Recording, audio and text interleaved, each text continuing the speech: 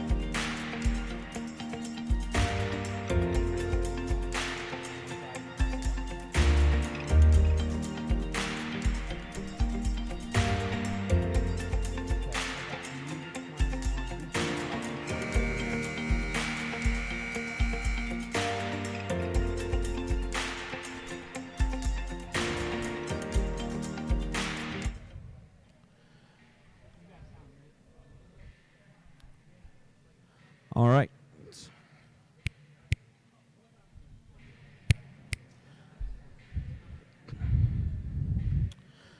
Good afternoon. Welcome to the Acaa Tournament. As we kick off the Acaa Tournament, we're going to start with a word of prayer. So, gentlemen, if you would remove your caps as we get started, and we'll just start with a word of prayer to kick off the tournament. Let's pray. Dear Heavenly Father, Lord, we're so thankful for the opportunity that we have in order to just use our talents and abilities for you. We're so thankful for the Christian schools associated with the ACAA.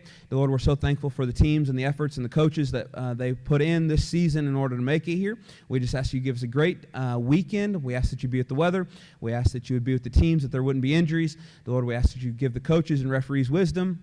And Lord, we ask that everything would run smoothly this weekend, and we pray all this in Jesus' name. Amen. No national anthem.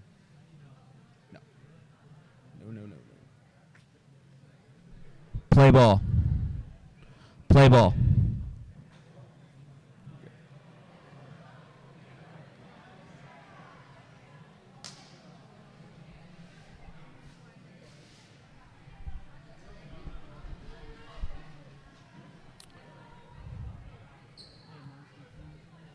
What?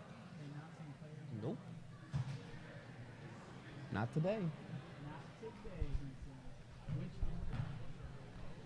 Huh? Yeah, there's only one. Try that one. I don't want to do it. Yeah, so it's this one. I was super smart.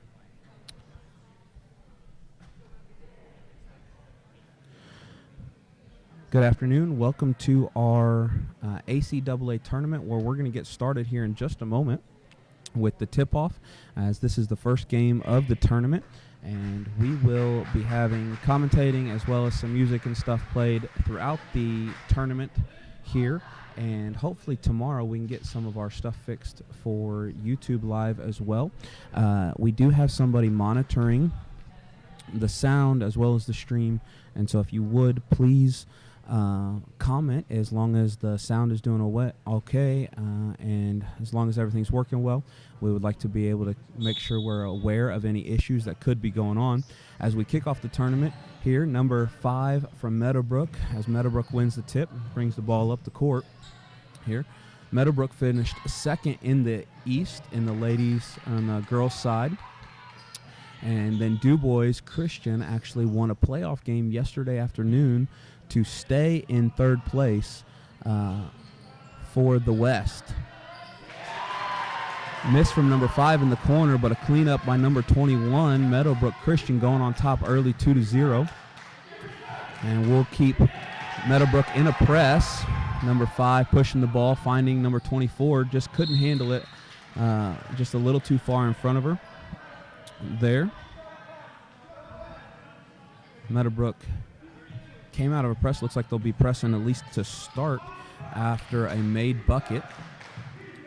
Thank you for everybody joining in here at Blair County, as DuBois has an unforced error to go out of bounds, just threw it away at that time.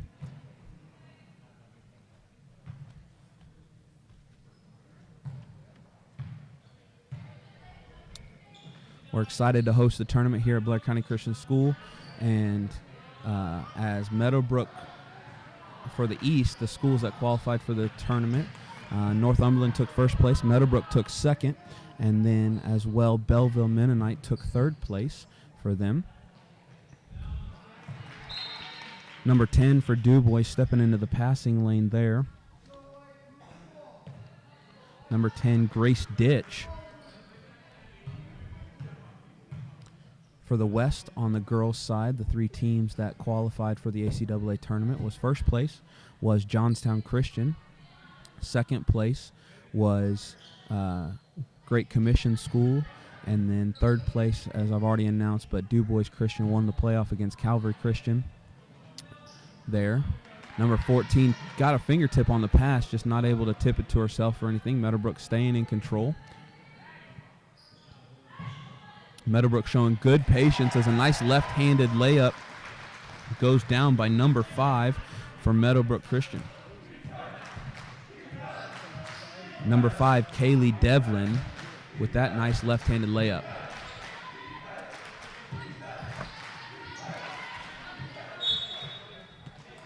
That'll be out of bounds. It'll stay with DuBois basketball.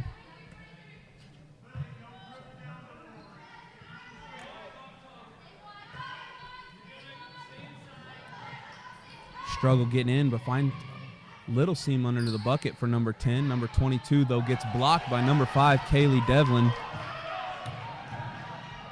Looking up the court to number 24, just a little bit out of reach there on her fingertips. Meadowbrook sets up in a 2-2-1 press now.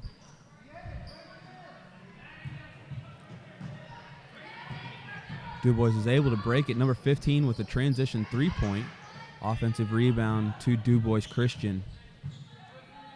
Meadowbrook playing in a 3-2 defense here.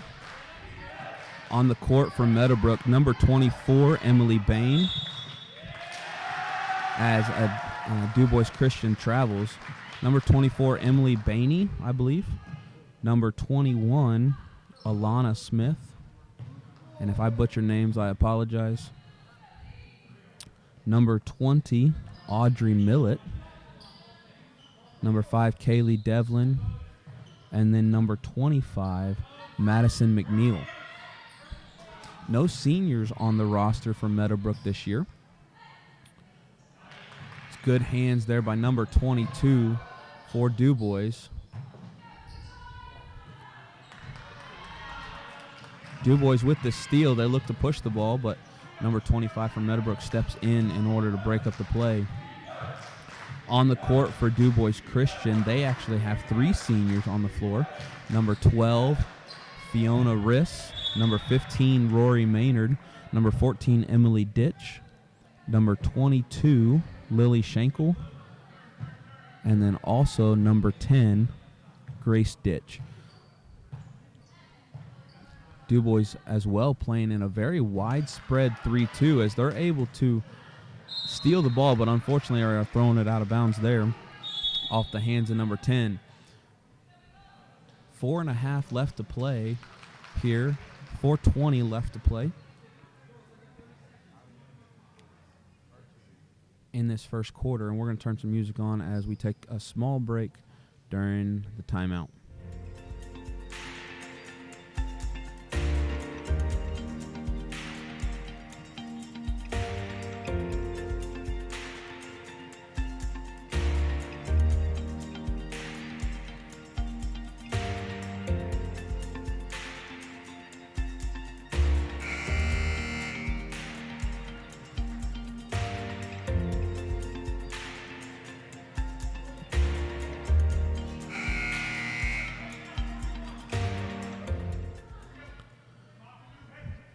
Coming back onto the floor, Meadowbrook Christian starting underneath their own bucket here.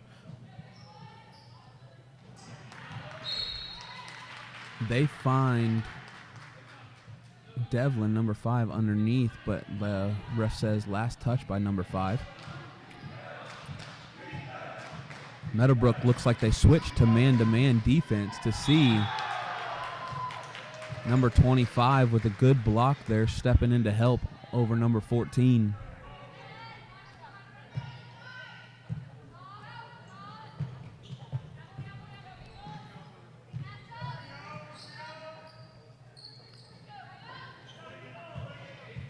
DuBois being very relaxed here, not looking to push the issue.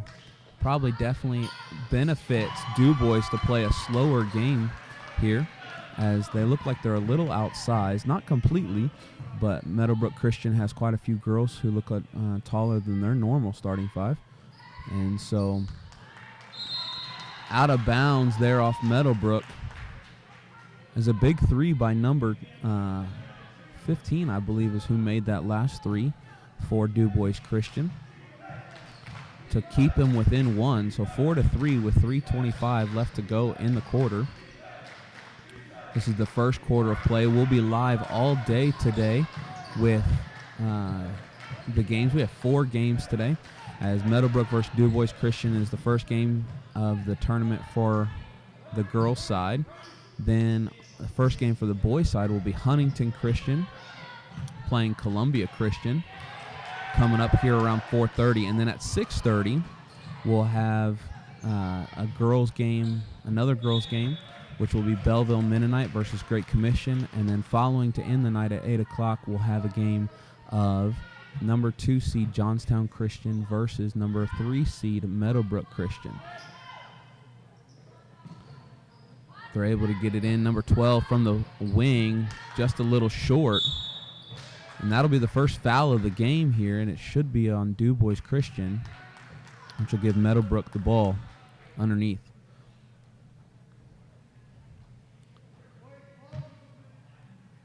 Their first team foul on number 15. Number 15, Rory Maynard. Good passing cut there by DuBois Christian. By Meadowbrook Christian. Looks like there was some contact in the back there, but no call.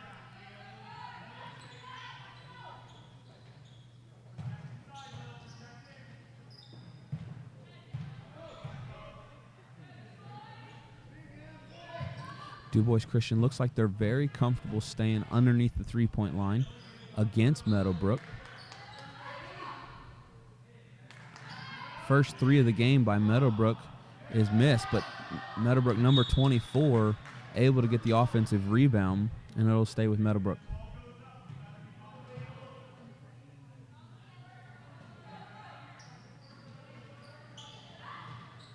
They get it into number 5, who gets it with a foul call, so she'll go to the line to shoot 2.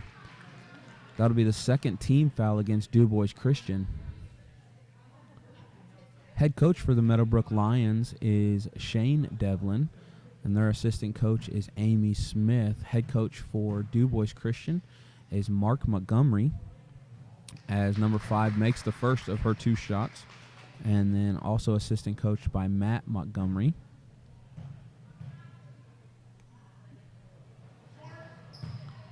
Just a little short, but Meadowbrook able to get the offensive rebound.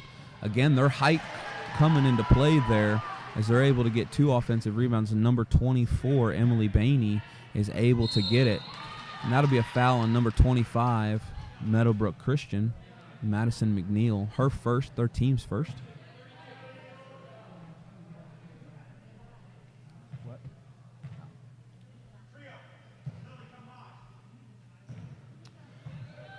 Full court pressure still out of that 3-2.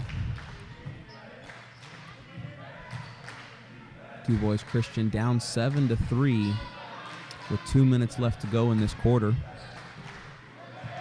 Good hands there. Number 14 with an offensive rebound by number 10, but Meadowbrook able to control the defensive rebound that time. Good pass ahead there to find a running the floor Meadowbrook Christian.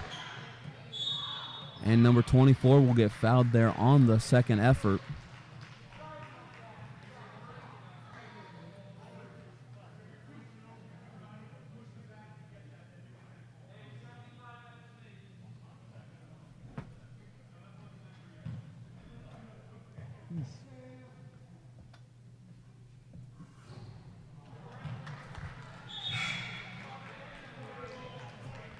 Number 15 for DuBois picking up her second foul, so she'll head to the bench.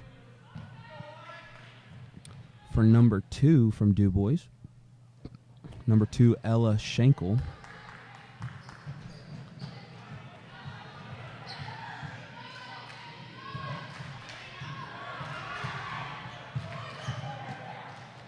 Good trap there by Meadowbrook and able to come away with the steal. Number 25 from distance, not able to connect, just a little short there. DuBois pushed the ball. Number 2 just coming in and out, halfway down the bucket there. She's able to get her own offensive rebound. Meadowbrook has really stepped up the pressure here to get started. 7-3 still the score. Last 35 seconds here in this first quarter. Number 5 able to get another hand on the ball.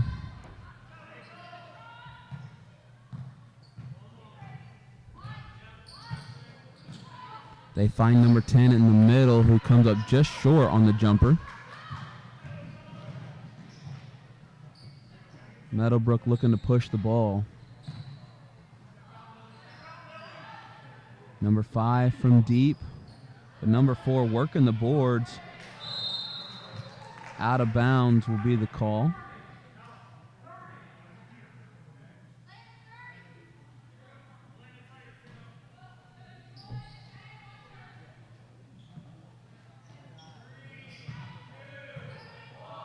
Meadowbrook to end the quarter finds their first three-pointer to put up double digits in the first quarter. 10-3 is the final score of the first quarter. We'll be back for the second quarter here in just a second.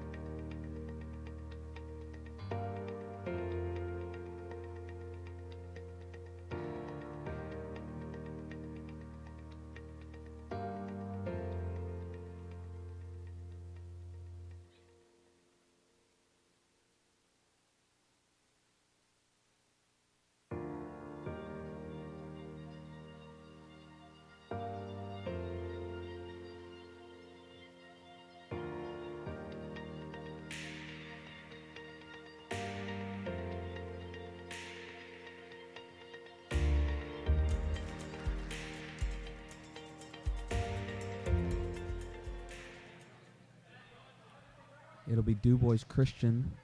It'll be DuBois Christian ball to come out of this out of the first quarter. And that'll be a foul against Meadowbrook. Looks like it'll be number 25. That'll be her second as well as the team's second.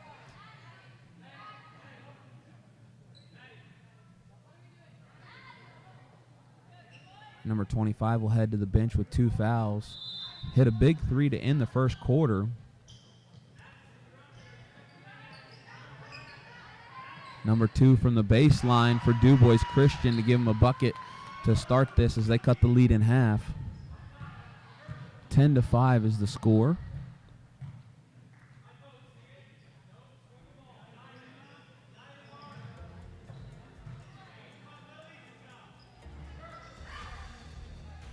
They find number 5 on the baseline for Meadowbrook, falling just short. Again, a scrum for the rebound there.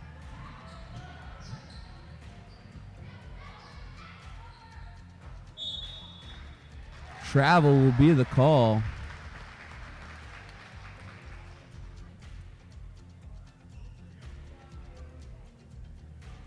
Good pressure there by number 5 for Meadowbrook.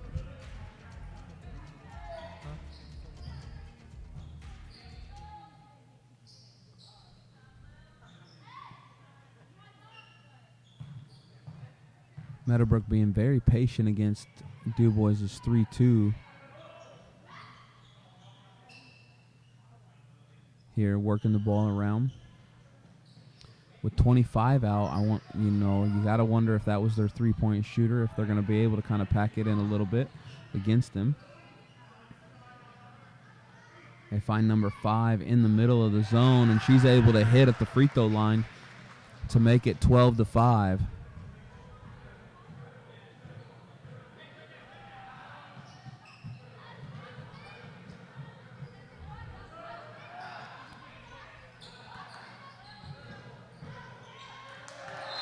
Out of bounds. Number 21 just couldn't hold on to the steal there. Out of bounds, it'll head or stay with DuBois. Inbounds off the thing. It'll be a jump ball, and it'll go with Meadowbrook.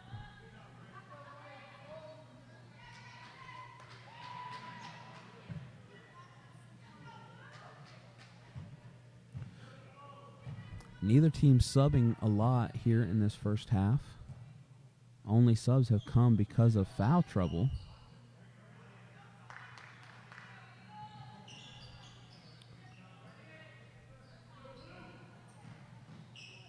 If you're just joining us, we'd like for you to stay with us the whole weekend. And we'll be live for all of the games. We'll have one live stream here. We had some technical difficulties as number 5 shoots again from the jumper and makes it. Taking her total, I believe, up to 6 points here. Going to be a foul on number 21 for Meadowbrook. Meadowbrook building an early lead of 14-5.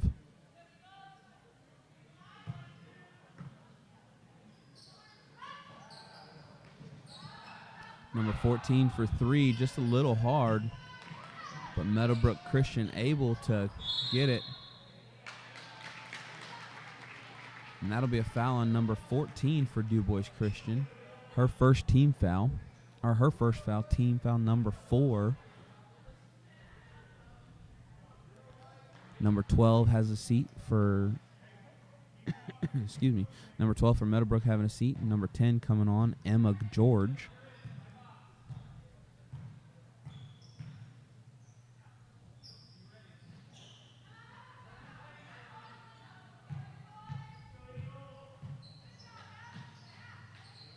Good skip pass there into the corner. Out of bounds. Off Meadowbrook is what the call will be.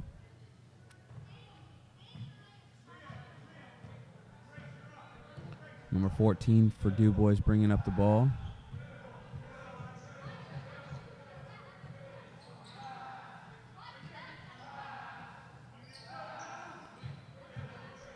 Meadowbrook able to kind of push Du Bois out further and further from the three-point line. That'll be the second foul on that offensive rebound by number 21, Alana Smith. Looks like somebody will be subbing in for her. So both two of the starters for Meadowbrook have 2 fouls apiece, number 25 and number 21.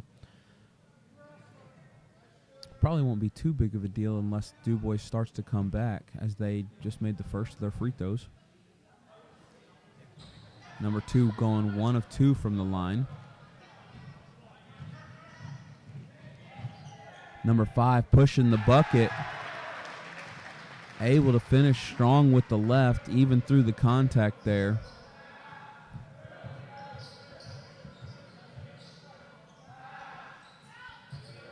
Number 14 driving baseline. That'll be the first foul on number 24, Meadowbrook. One more will put Du Bois in the bonus, 1-1. Is that his team? Or no, I'm sorry, 2 more fouls. That'll be team foul number 5 for Meadowbrook.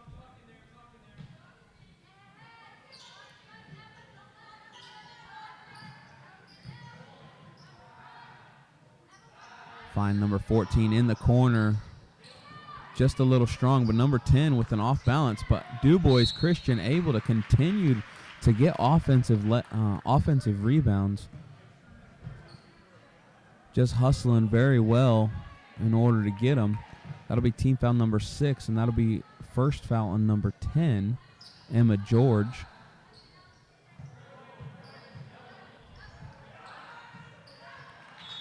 Out of bounds. Meadowbrook had a piece on the ball, just couldn't hold on.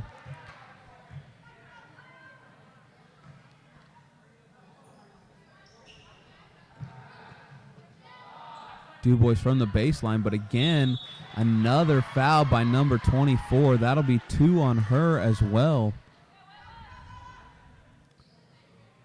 Even though a little undersized, Du Bois Christian really kind of putting a lot of effort in on the on the offensive glass.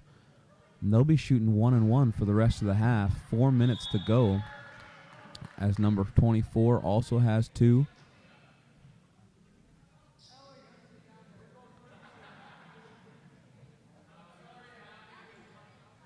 So 3 starters for Meadowbrook Christian having 2 fouls.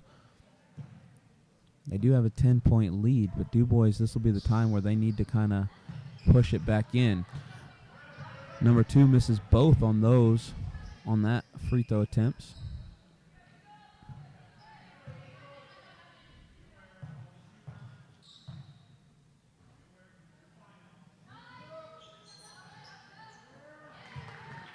Meadowbrook Christian looking to swing the ball and keep possession here. They're not in any hurry, as Du Bois is kind of sunk in completely.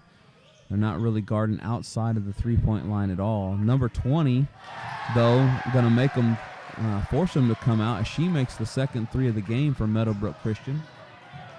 Number 20, Audrey Millett, her first buckets of the game.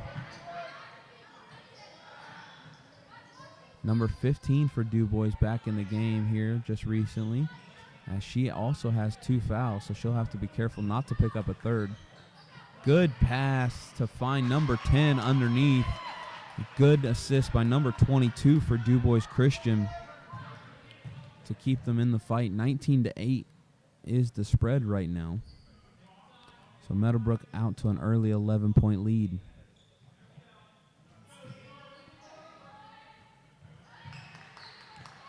Good hands and defensive steal by number 14. Number 15 for 3. Number 2 with the offensive glass, able to dribble to the short corner and put in the bucket to keep them within single digits here.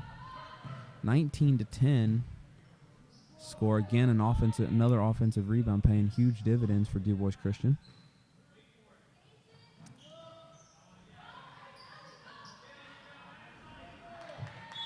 Good hands, and it'll stay Meadowbrook basketball.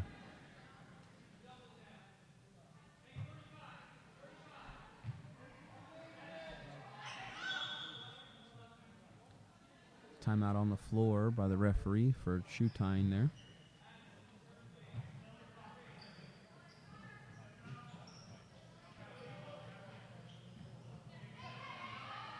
Find number 5 on the wing for 3. Meadowbrook giving themselves another offensive opportunity. They take a good drive. Looked like there was a little bit of contact there for number 5, but no call.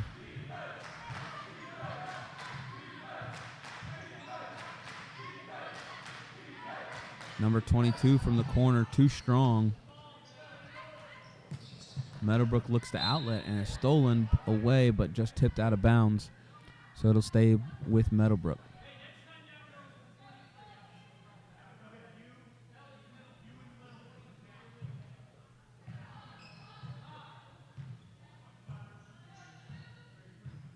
.130 left to go in this first quarter, or first half. Again, we'll keep a close eye on the tournament. Obviously, we'll be here all week with the same stream every single day.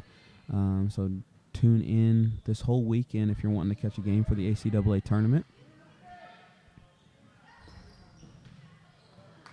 Good hands there by DuBois Christian, able to force a turnover.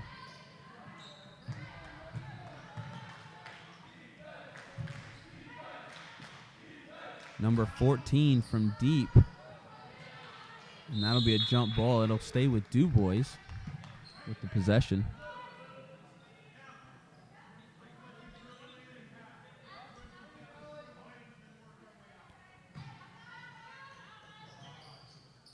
DuBois Christian getting shots, just not making everything. As number 15, though, makes a great jumper there from the baseline, working that pivot foot. Able to keep them and pull the lead within 7, or cut the lead to 7.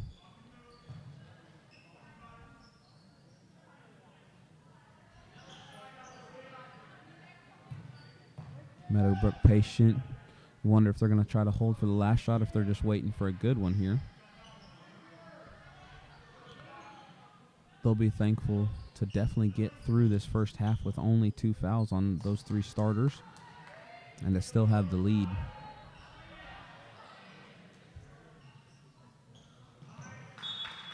Good hands by number 22 in the passing lanes to deflect the pass. 10.9 on the clock. Out of bounds again.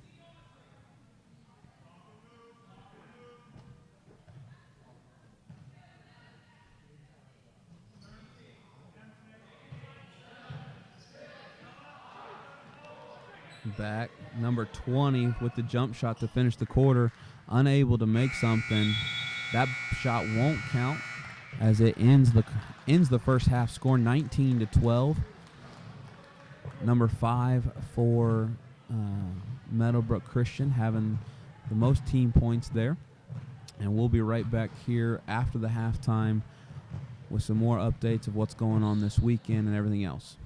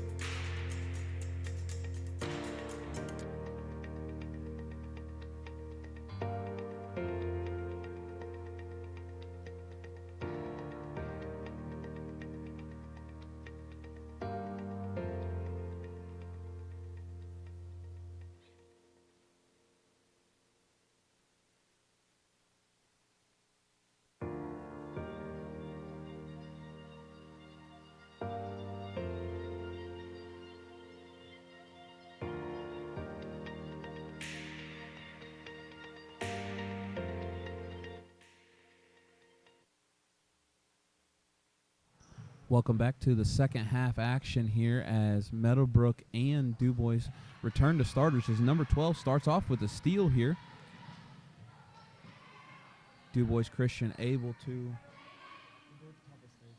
Say what? Just make sure it gets locked up. DuBois able to pull it back out after that steal to start the half. DuBois needs to find buckets. They need to get buckets here, and they need to make some shots. Number 10 trying to split. Ooh, right off the head there, off the deflection. DuBois number 10 trying to split the defense there, unable to do so. Number 25 from the corner, just a little short. Number 5 going strong into the lane. And she'll go to the line to shoot two.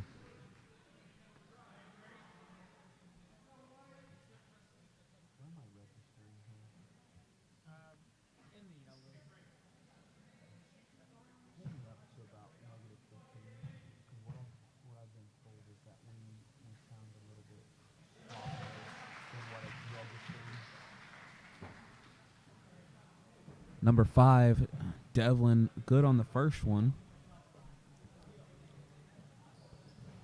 And makes the second as well. Meadowbrook back into their press here. And it's instantly effective as DuBois Christian throws it away.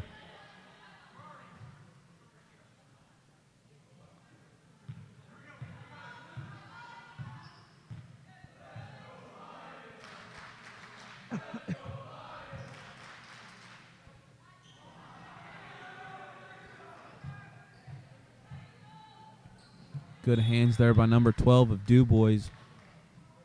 Able to knock it away.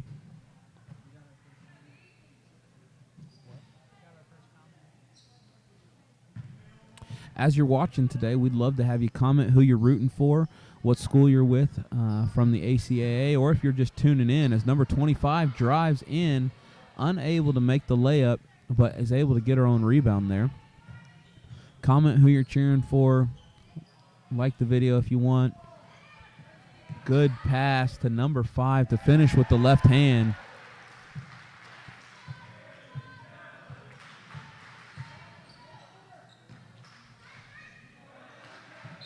Jump ball will be the call, and it'll stay with DuBois. Good hustle there by number 5. Number 10 for DuBois able to stay strong with the basketball and not let it get ripped away.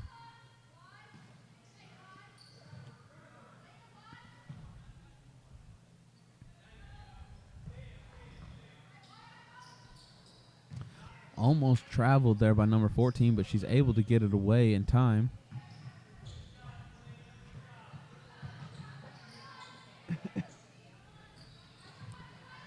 Number 15 with the one dribble pull-up, able to knock it down from the baseline to stay within 9. Number 24 has a huge height advantage over number 10 for DuBois, but just a little too strong there.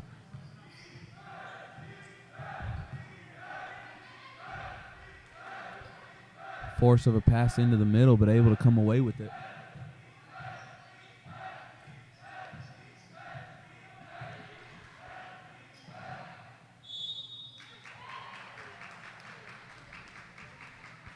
Foul will be on number 25. Just a little too wide there, it looked like, as number 10 tried to split the D. That'll be her first team foul of this second half.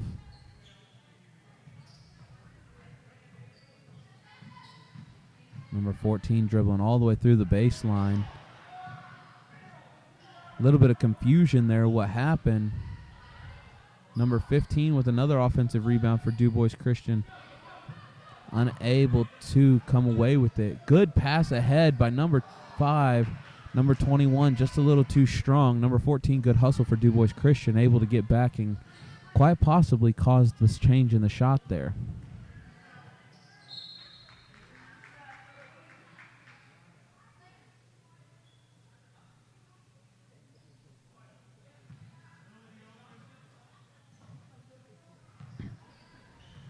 Back in number 15. Been the consistent scorer here for Du Bois.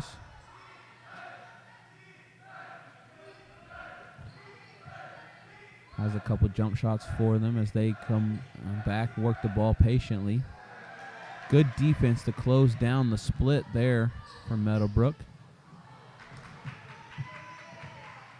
Number 15 able to come away with the steal.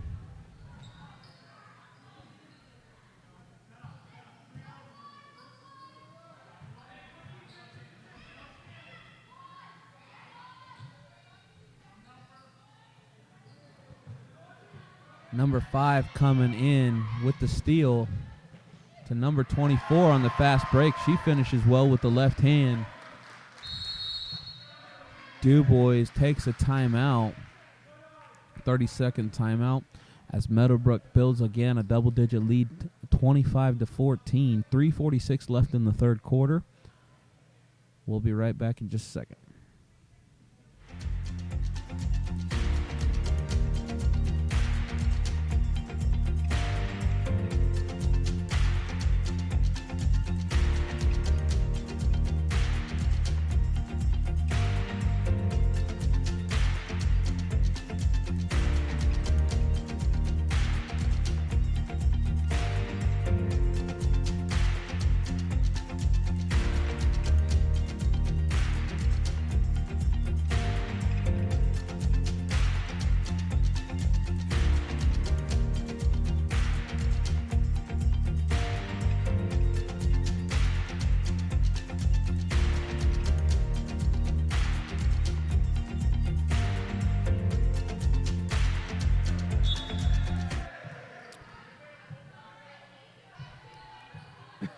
Coming out of the timeout, Meadowbrook took off their press, but has changed their defense to man-to-man. Looking to get out in the passing lanes, looks like a little bit more.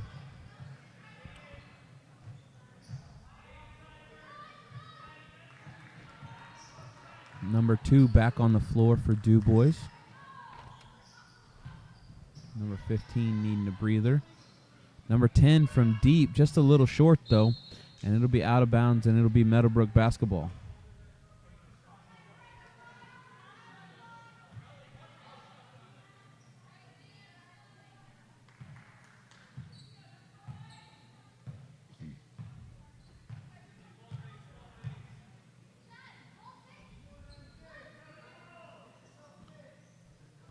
Meadowbrook being patient. Again, they're normal 5 starters, or at least they're 5 starters, out on the floor here in this third quarter. Good skip pass, swing.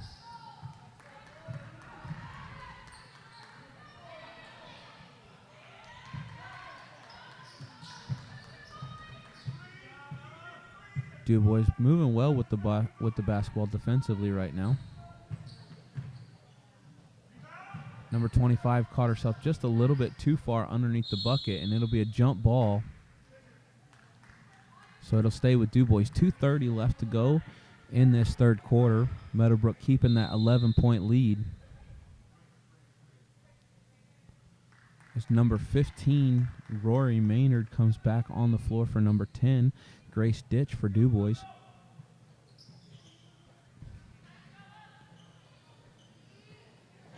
Good outstretched arms and a pass ahead. See if Du Bois can come down with it. They can't. Finished a little too strong. Ball will stay with Meadowbrook.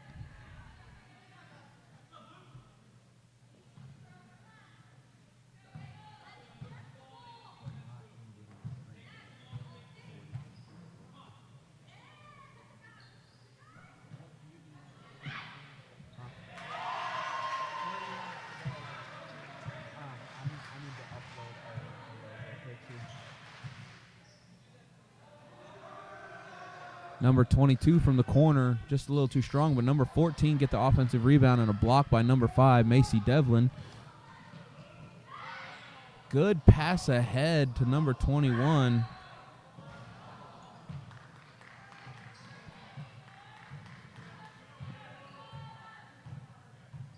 Kaylee Devlin, sorry. Boy, it looked like a lot of hands there.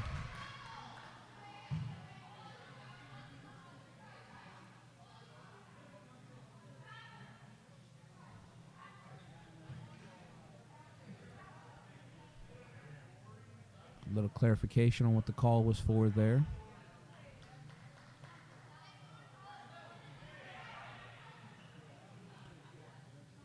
That foul recorded against number 20, Audrey Millett, her first, team's second here in this second half. So to start the second half, the Meadowbrook Lions have been able to be much better on the foul category, able to keep their starters in. They're going to call it jump ball here, and it'll stay with Du Bois.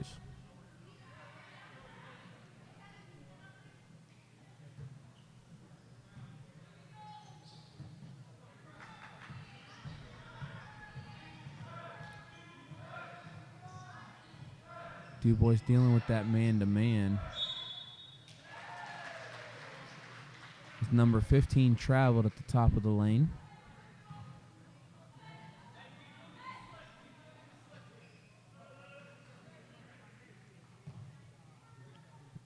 Again, coming up here after this game at 4:30, we'll have our first guys game of the tournament.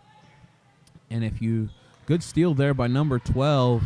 Looks to be all alone, and she'll finish the layup. Good steal and getting her hands in the passing lanes. They'll bring it back within 11. 50 seconds left to go in this third quarter. If you're new to the ACAA or don't know how the tournament works, there's two sides, an east and a west. And as there's a foul there on a push on the shot, number 5 will go to the line for 3 shots, I believe.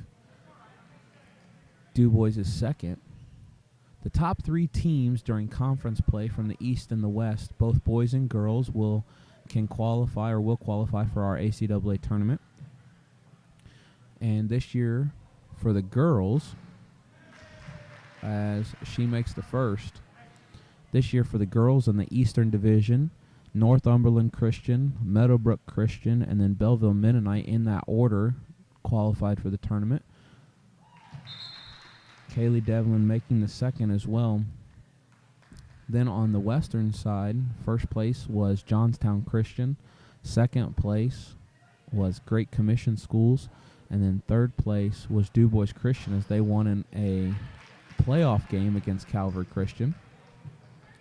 On the boys' side, number 1 for the boys in the East was Northumberland Christian. Number 2, Columbia County, as that's a great steal by number 5. As she'll come through. Good block. Looked to be a little bit of contact there.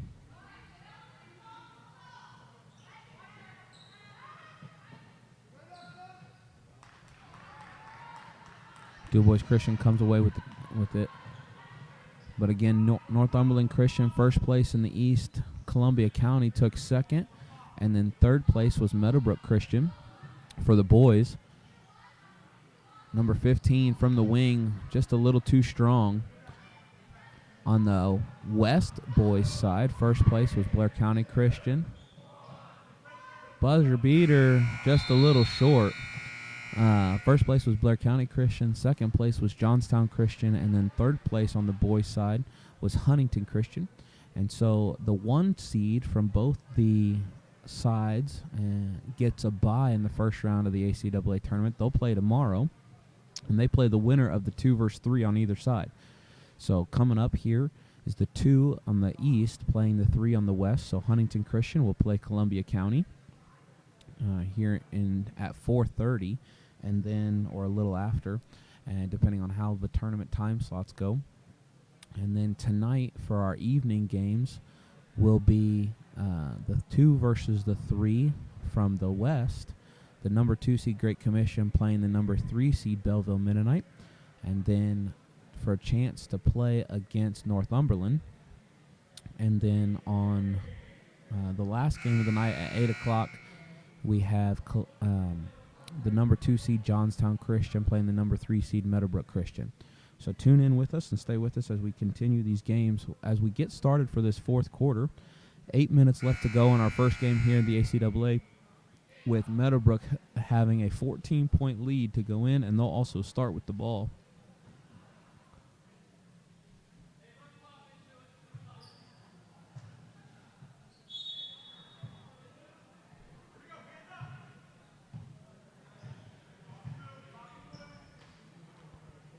Good pass underneath to a seal, but it'll be a jump ball, and it'll stay with Du Bois then after the quarter change.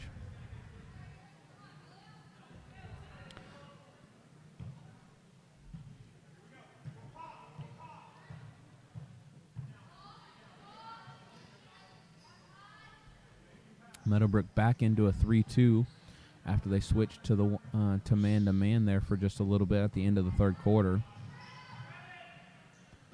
Good trap there by Meadowbrook and able to cough up what looks like a steal, but scrum on the ground. Du Bois is able to come up with it again. Number 15, Rory Maynard with the shot.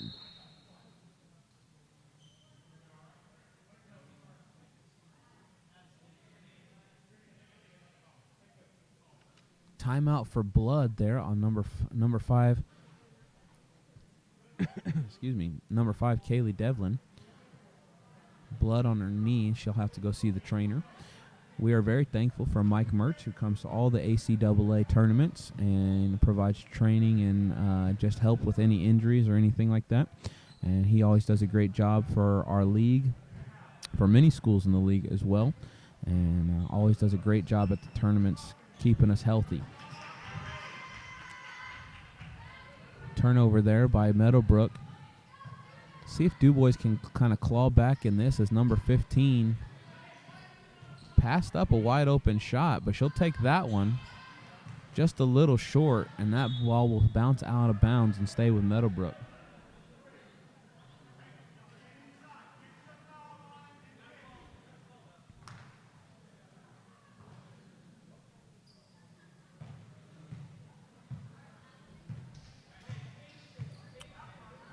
Tomorrow's games kick off. Good pass underneath, but losing the ball.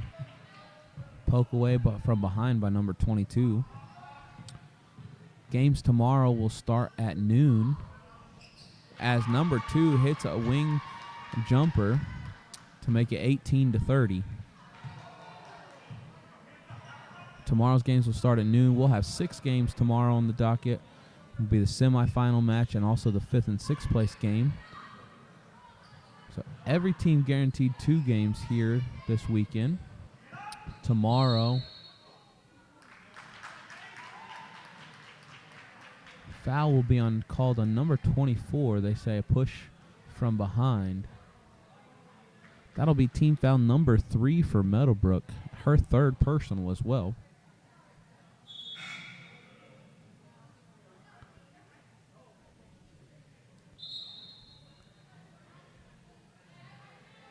Number 5, after getting taped up by Mike Mertz, back onto the floor for Meadowbrook.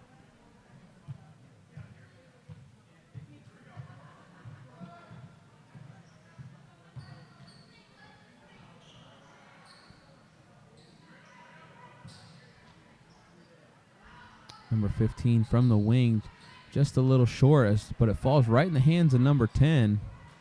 Good block there by staying straight up by number 24. And it'll go back to Meadowbrook. Du Bois fighting hard for those offensive rebounds, just that time wasn't able to come up with anything extra.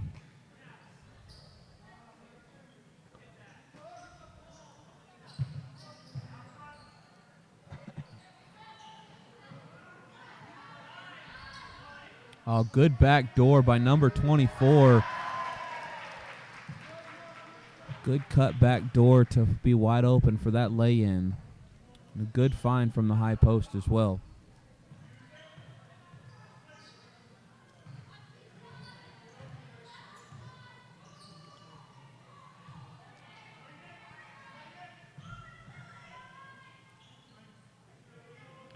Du Bois Christian working the ball around the wing, but Meadowbrook applying great ball pressure. Out of bounds. It should be Meadowbrook basketball, and it is, off of number 14's leg.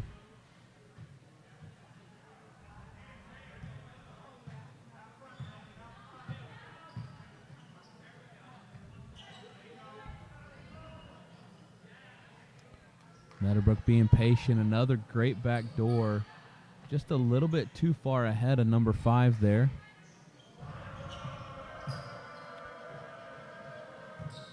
Out of bounds. Dubois' ball. Looked like it could have been off of Dubois, coming off from behind. 32-18, final 4 minutes to play in this fourth quarter and first game of the ACAA tournament. Number 24 just didn't elevate on that one to keep it short and be off Dubois. But again, Dubois had great position to get the offensive rebound there by number 10.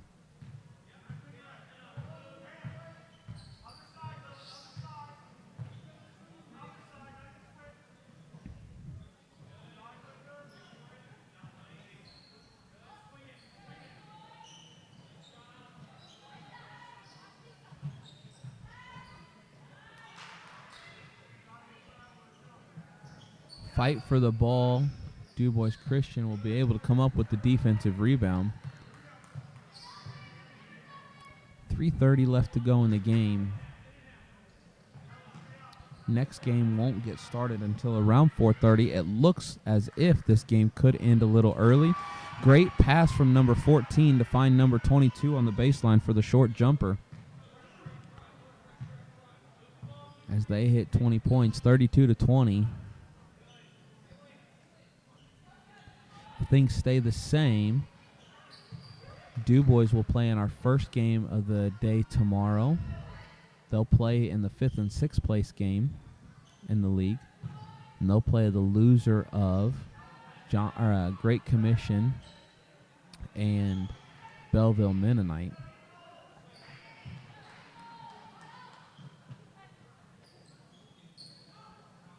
Meadowbrook just being patient, swinging the basketball here. Just waiting for pretty much exactly what they want. Dubois is forced to come out and pressure them a little bit.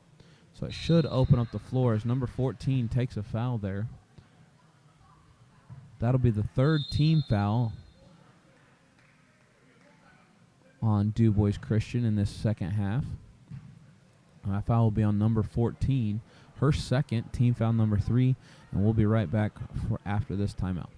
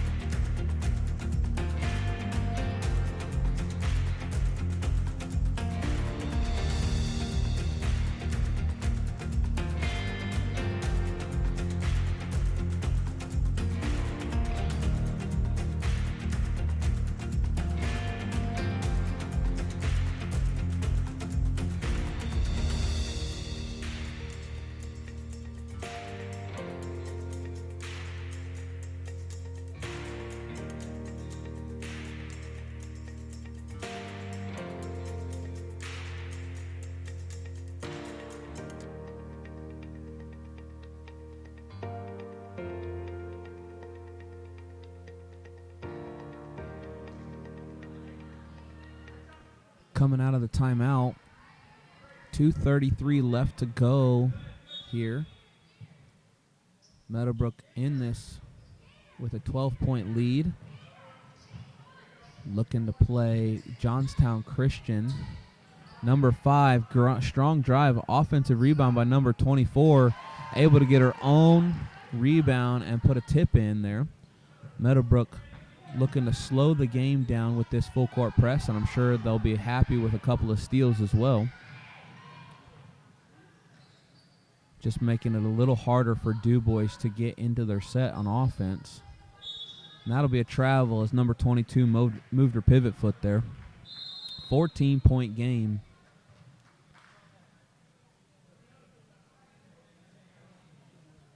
Up next, Columbia County will look to have a little bit of revenge here, as earlier in the season, Huntington Christian actually was able to beat Columbia County by 2.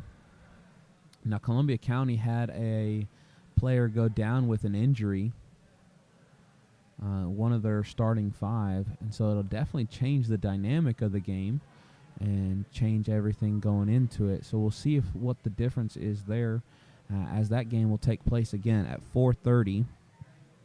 And another timeout here, 34-20, 2:02 left to go.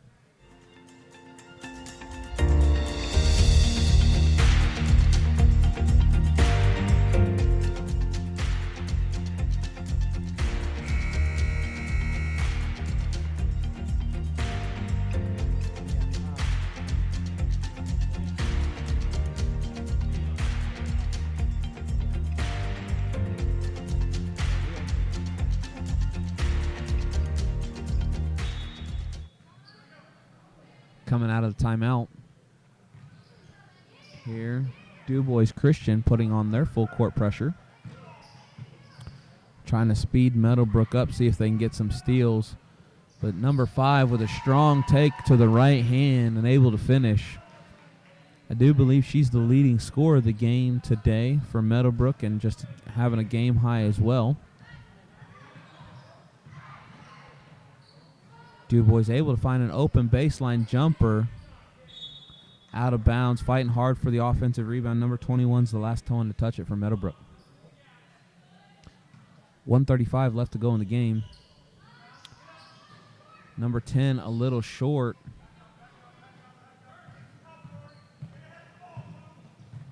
Number 5 looking to push the ball, but she'll pull it out to waste some time here. 1:23 left to go. DuBois in man-to-man to try to force turnovers and get in the passing lane. Down by 16, though. It'll be a real hard press for them as number 25 is able to turn the corner and finish with the right hand as well. 38-20 be the lead. Hopefully not too much more as far as stoppages of time. Here, number 14 from the corner, able to find her three-point shot there.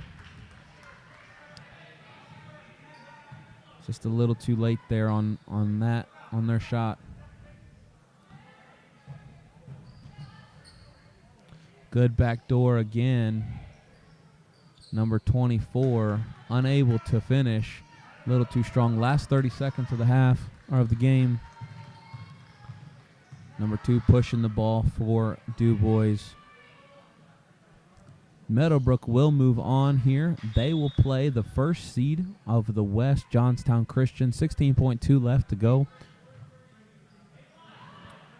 They'll play Johnstown Christian here as they get it in. They really just need to get it across half court, and then they can kind of actually even pick it up here in the next 5 seconds and just kind of hold out. She's caught on the line.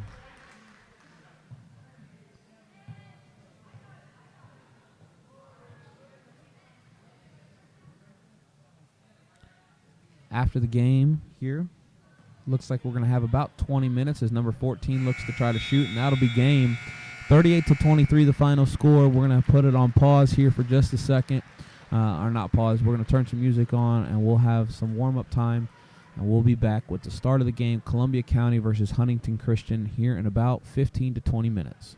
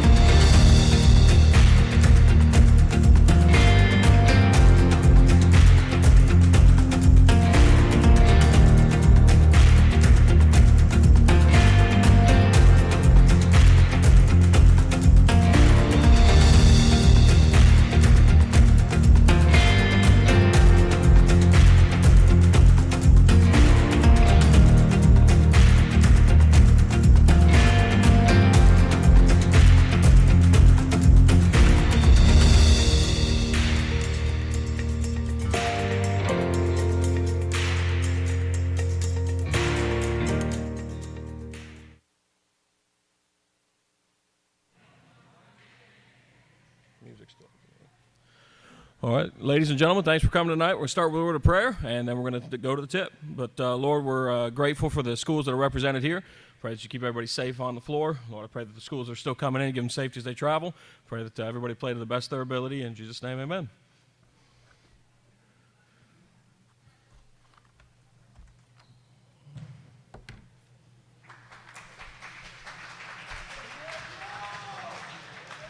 Thanks for joining us. Thanks for joining us for our second game of the evening.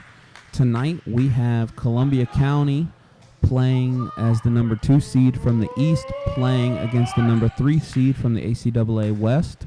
So Columbia County playing Huntington Christian tonight. These teams played at the beginning of the year in a tip-off tournament where Huntington was able to get the edge by 2, but they have since had an injury to one of their better players. And Columbia County, as everybody does, gets better as the season goes on.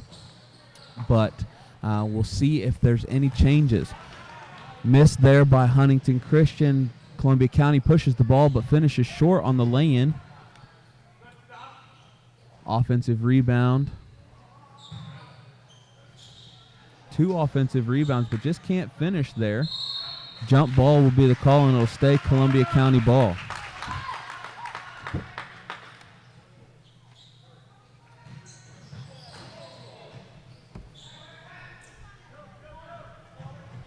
Still 0-0 as Huntington Christian comes up the court.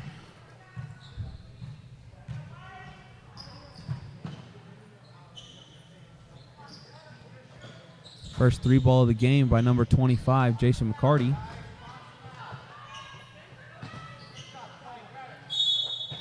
Be another jump ball. This time it'll stay with Huntington.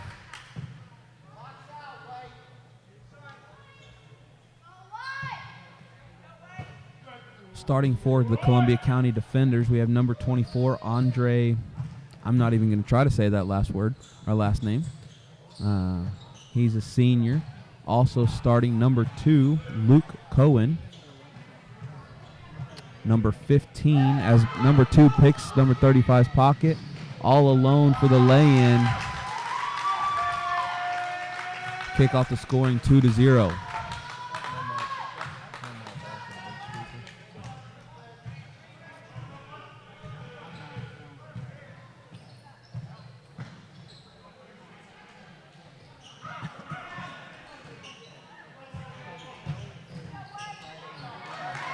Another good hands by number 15, but unable to corral the ball after the steal. It'll stay Huntington ball.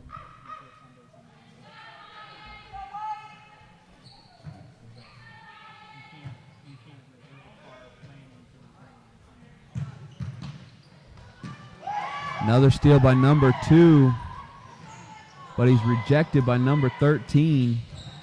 Snuck up behind him.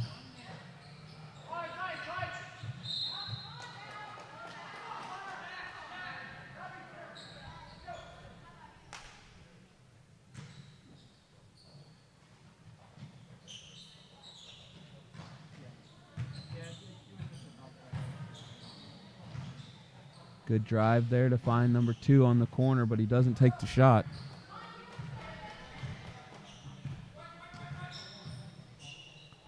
Takes that one for 3 and knocks it down. He's got the first 5 points of the game for Columbia County.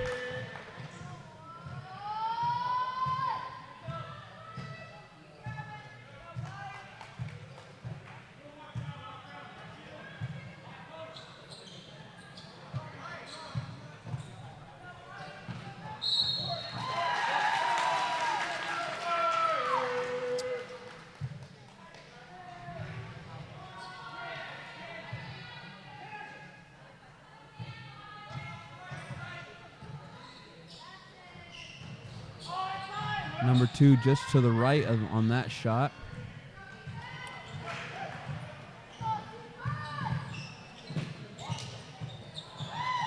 Good idea, look inside, but good hands there by the defenders. We'll have our 3rd jump ball of the game heading off to the defenders.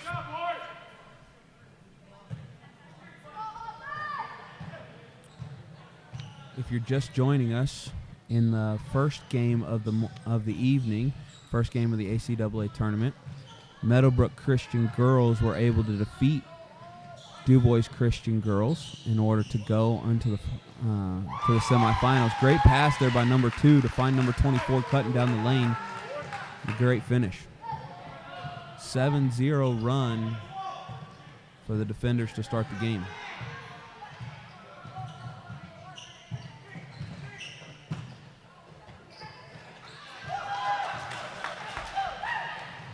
Good pass ahead to leaking number 25. 9-0 start. Did Columbia just call a timeout? I think it was actually Huntington Christian.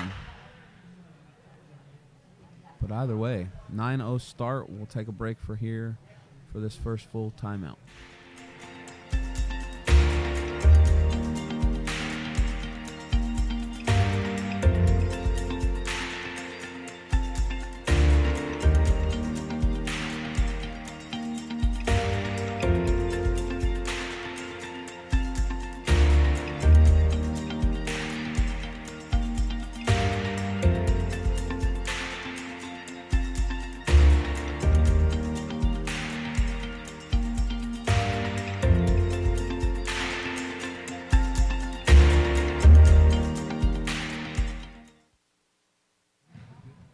Coming out of the timeout, Huntington Christian looking to change the dynamics of the game here as they're already down 9-0.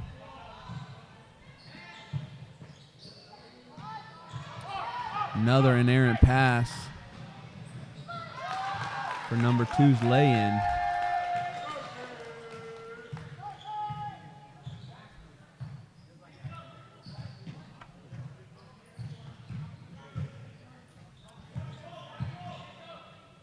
If you're joining us, comment who you are rooting for tonight.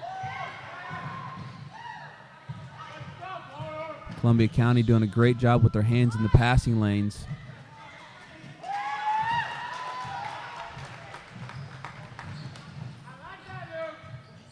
Nice pass off the drive. Nice touch pass by number 2 to find number 25 sitting alone on the block.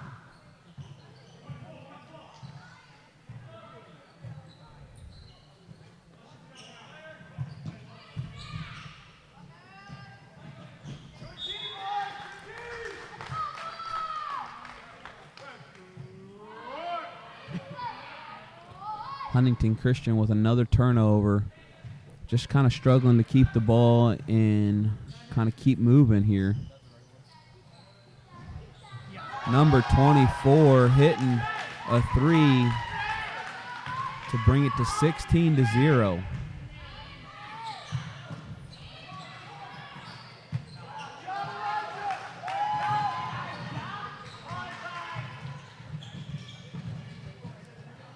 Both teams working on trying to fast break and play fast-paced as Huntington Christian missed just a little bit long but is able to come up with the rebound. Did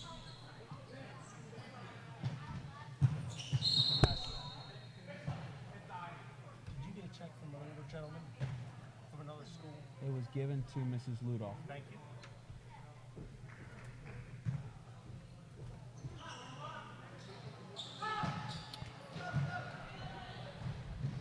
Another turnover for Huntington Christian to start. Defenders picked up their first team foul as well on number 15. Ball never came in or stayed in, was touched by somebody on the court, so it'll be back to its original spot.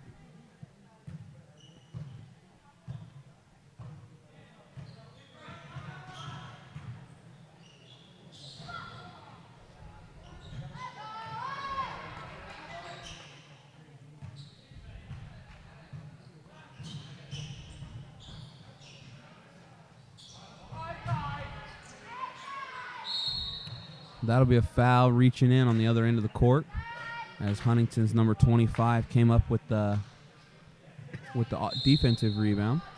Be foul on number 24, Andre Araniba, maybe? I got the brothers in the game here. Checking in for the first time, number 3, Pierce Cohen.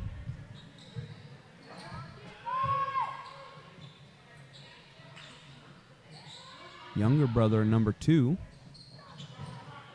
And I do believe sons of the head coach as well. 32 with a quick shot there on the wing, but missed short. Huntington Christian is able to push the ball. Number 3 with his first shot, little long, but it finds the hands of number 25, who's able to put it up right and easy in. Smart defense there by number 2. But 35 with some quick hands in order to turn him back over.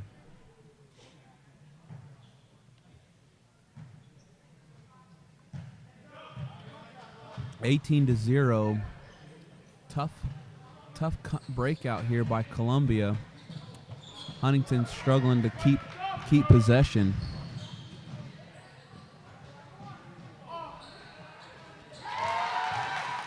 (20-0) run here to start this first quarter. Minute 25 left to go in the first quarter.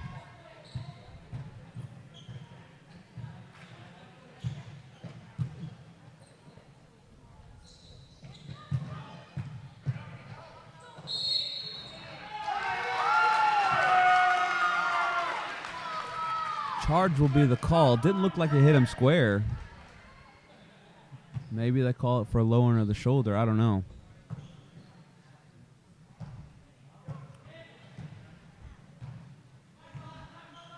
Huntington's first team foul of the game.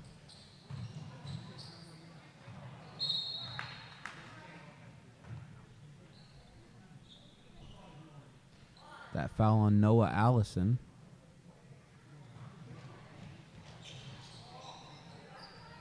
Columbia County really just dominating the offensive glass right now. Getting easy buckets in transition.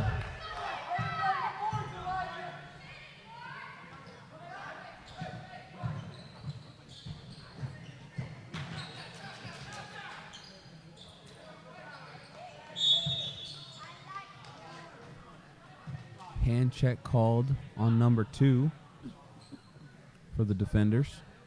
Their third team foul.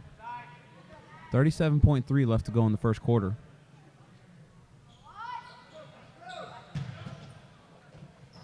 Huntington Christian finally gets on the board with number 25 making that layup off the inbounds.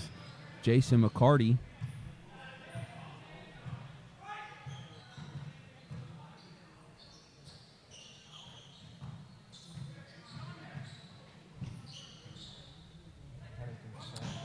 Huntington switching to play man-to-man here.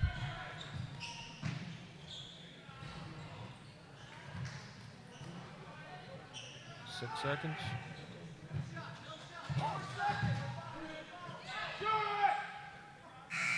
Got it off, but won't fall. Big first quarter here by the defenders to finish 22-2. We'll be back for the second quarter in just a second.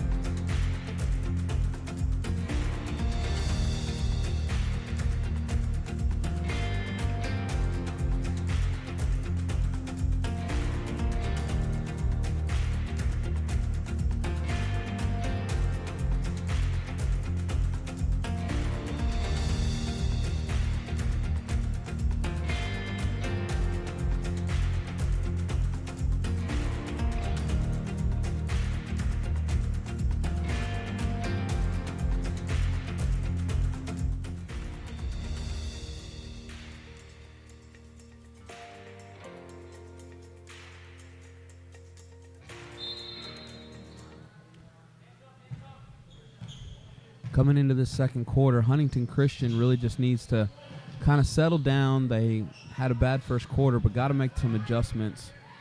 So what would you say needs to be done differently, or how do you kind of climb yourself out of this hole down 20 already in the first quarter?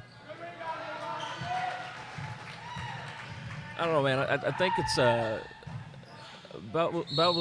Columbia. Sorry, Columbia's doing a really good job at extending the defense, and Huntington's just letting the defense dictate what they want to do. I mean, I think they're trying to play one-on-one. They're not a terrible. I mean, they like to shoot the three ball, right? Against the 2-3, they should probably set up more guys outside and try to get some shots off. But they got to do something different. At this point, everything they're doing isn't working. So, Number 24, good from the first one as he's about to take his second free throw. Only the second team foul against Huntington Christian here in this first half. Number 25, Jason McCarty, coming down with that defensive board. And a little adjustment here. Actually, 35 started bringing the ball up the floor for Huntington. I feel like they're trying to play too quick. Like right now, the defenders are pushing them out. They're trying to keep pace with Columbia instead of just making the right play. Good drive there by number 2, but again, 2 other offensive rebounds. Make that 3 offensive rebounds. I don't hate their idea going man here. Just to change something up and try to get some momentum on the defensive end. It also makes you move. You can't be lethargic and play man. Otherwise, it's just going to get worse. Number 12 coming onto the floor for Columbia County. Number 12, Jackson Kine. Number 13, a little short on that jump shot. Nice pass. Being patient on the fast break. To the new one coming in, number 12. It's like Pierce has learned a couple tricks from his big brother. Beautiful pass there.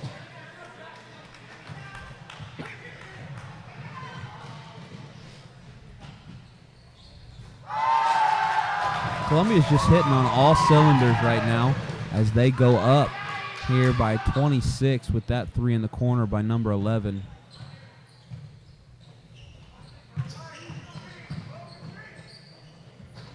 Hard drive by number 24, just too hard off the glass. Huntington Christian's playing above the free throw line with all 5 people. As another fast break layup. I mean, with the height and the size that Huntington has, there's no reason they shouldn't be competing at the boards on both ends. Deep 3 ball comes up short by number 32, Mark Harvin. Nope. Traveling violation will be the call. Ball back to Huntington.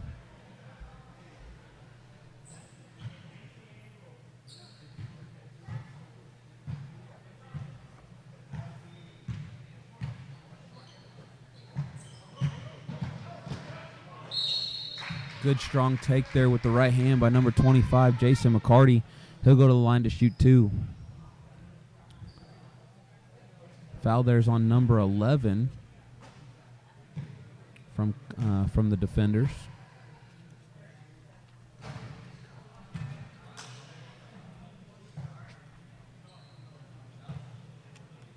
Number 11, Elijah.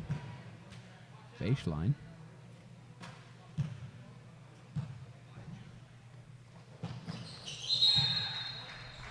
Chandler Davis is checking in here, Columbia.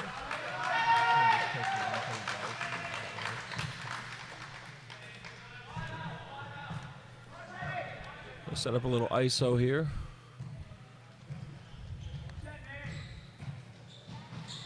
Number 2 really just getting wherever he wants right now on the court. Nice finish with the left hand.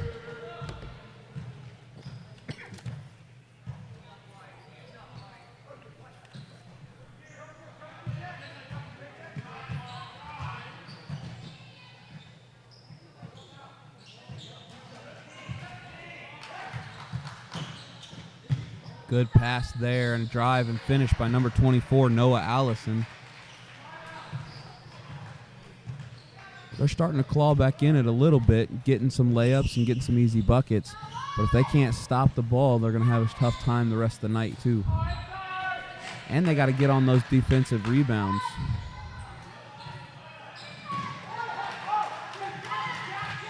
Nice pass with the left hand. No look pass to number 24.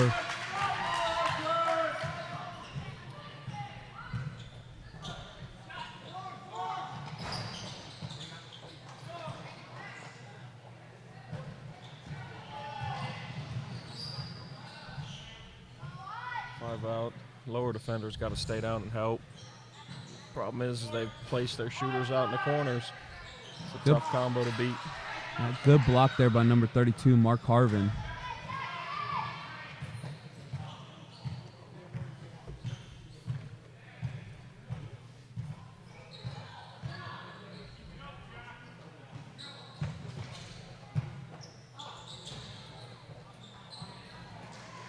A little too strong on the finish there, but number 25, Jason McCarty, able to come up with the rebound and put it in.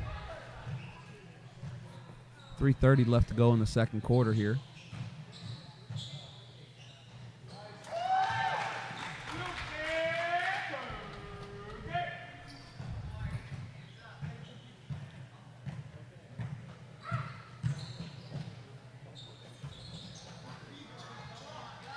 Their best offense right now has been throwing it off the glass and see if Jason McCarty can come up with the ball.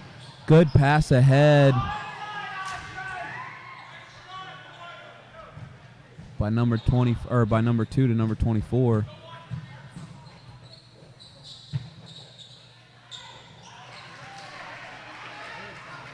Oh, pretty good job there, moving the ball around, getting into the paint.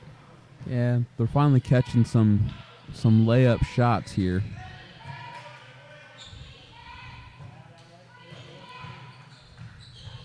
Nice pass.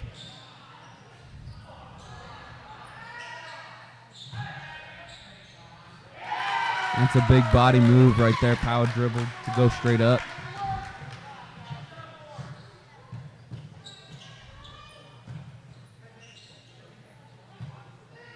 .32's just lining up way too far up top.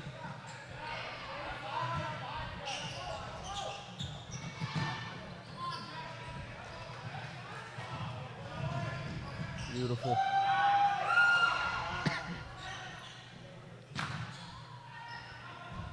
Columbia recently has left about 6 or 7 up on the glass for just layups on the fast break.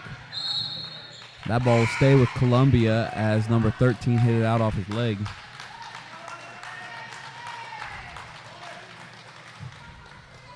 Clay Farley is checked in for Columbia, giving Andre a little break here.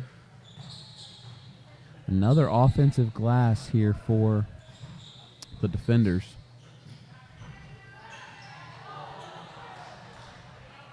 Big time block. Looked like he swung through it, but no call.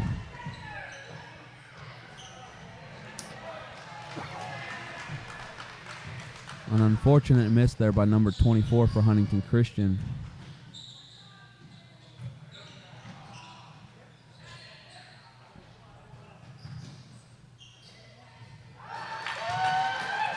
Nice little floater there by number 2, Luke Cohen. Huntington's going to have to leave somebody on 2, regardless of where the ball goes. Once he gets the ball back, he just takes control of the half-court offense. Great creator. He's got great court vision to be able to find the little seams.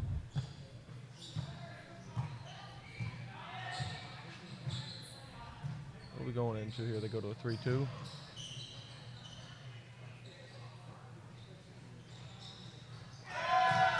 Huntington just looks tired too right now. Columbia County with another 3-point bucket here in the corner. 43-11.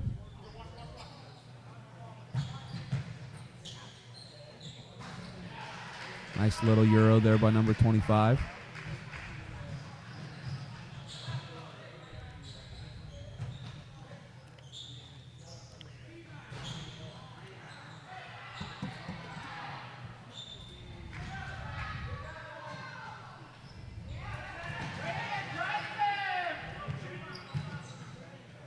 Shot from deep at the half, just a little early, but doesn't connect. Going into halftime, 43-13. Huntington's already a little tired. They're going to have to come back with some some major game changes in order to see if they can pull themselves back into it. Got about 10-minute break here. We'll be right back.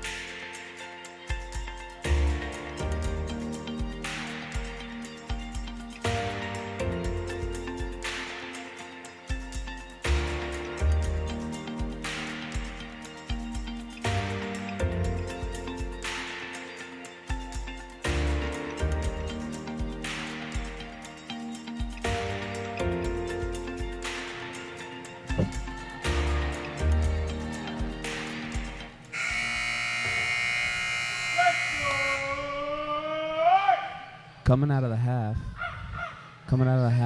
43-13. And just so if anybody wonders why the second half kind of might go by really quick, once you're up by a 30-point lead here, as I believe we're waiting on just the other official here, but once we're up by a 30-point lead in the second half, you have a running clock. So the clock will only stop for timeouts, injuries, and shooting fouls. And so second half will probably be going here pretty quick. Huntington Christian coming out in a 2-3. Both starting fives back on the floor here. Good save there by number 45 for Huntington Christian to keep it down there, Christian Sipes.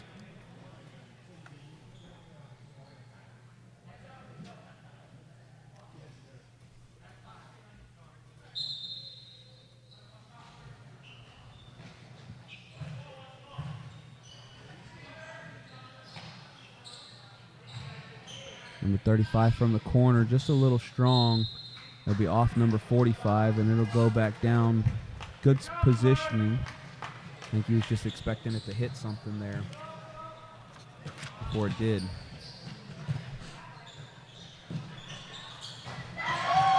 Number 15 putting in a nice three-pointer there from the wing. Great quick ball movements there to start this second half by the defenders.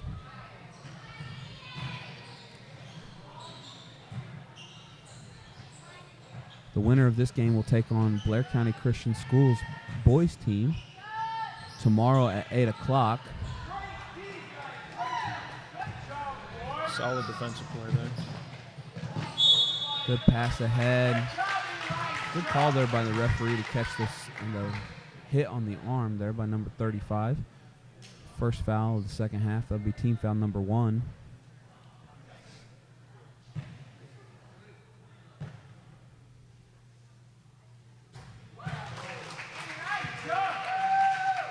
That's number 35 for Huntington Christian, Owen Peachy's first foul of the game.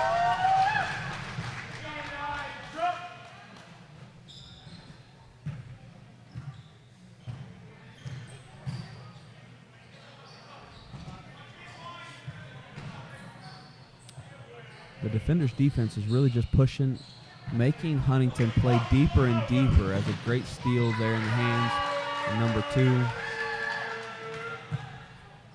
Huntington's having to start their offense way out by mid-court, not able to catch where they want to.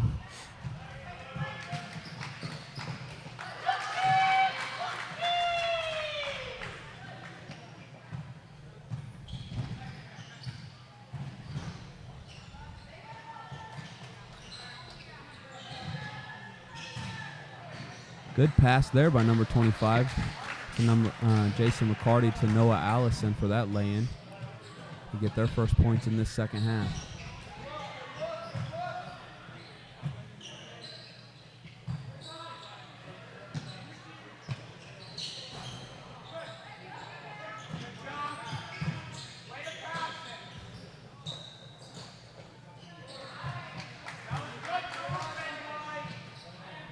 Columbia County again with more offensive rebounds.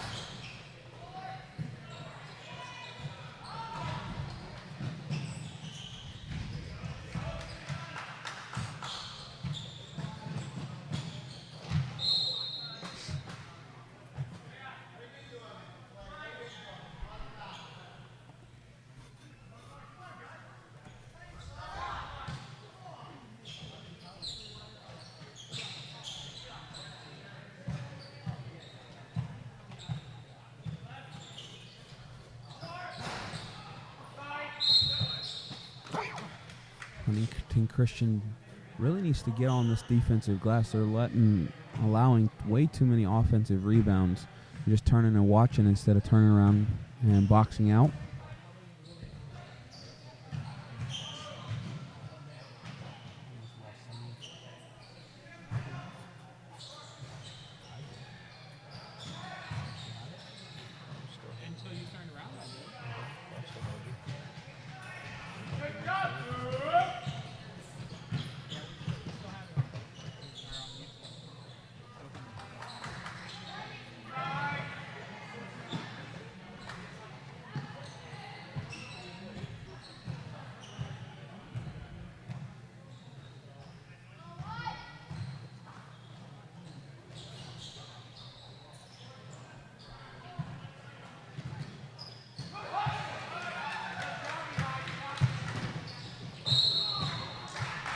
Foul on number 35, Owen Peachy,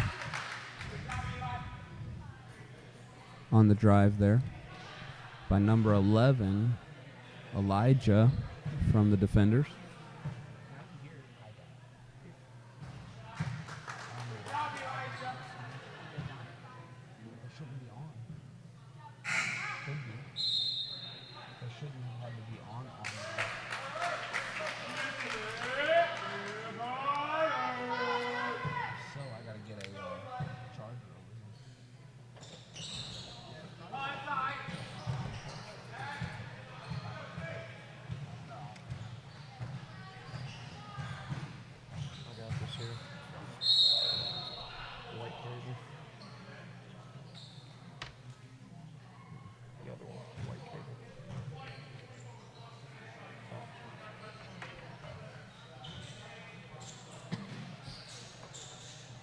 Huntington Christian ball. I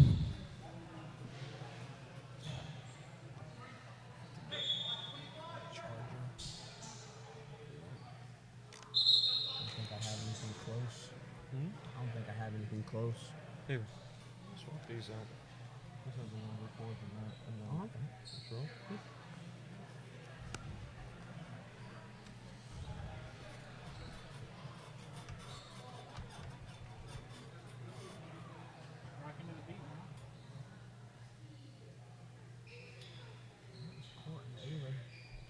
They should be doing this job. Hold off.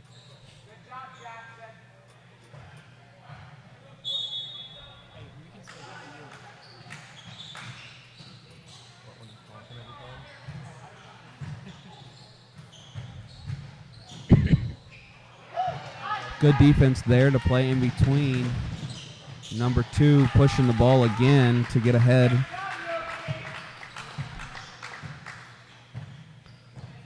Looks like we're going to end a little early before our next game. Good pass ahead.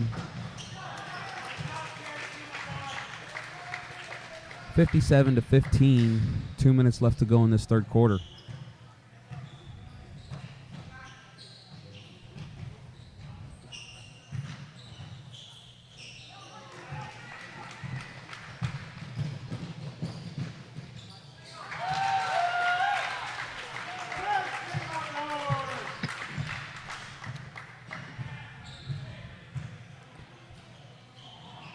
Number 32, deep 3 from Mark Harvin.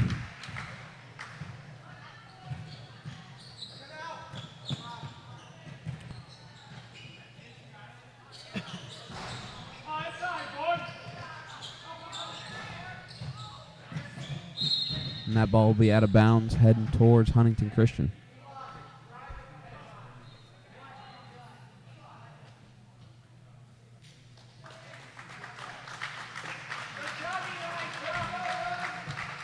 Number 11 coming off the floor for the defenders. Replaced by number 10, Chandler Davis.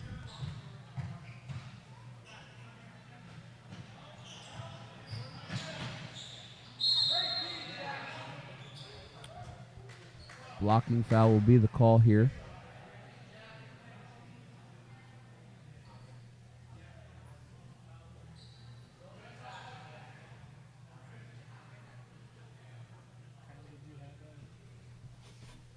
I thought I had one.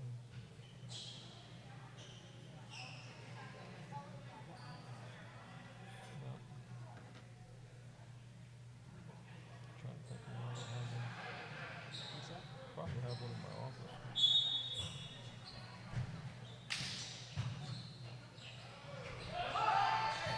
I will see.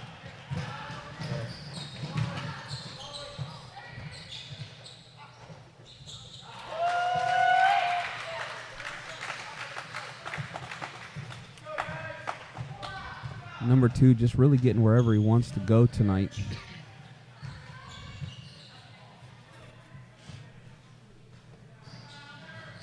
Number 45 with the 3, Christian Sipes.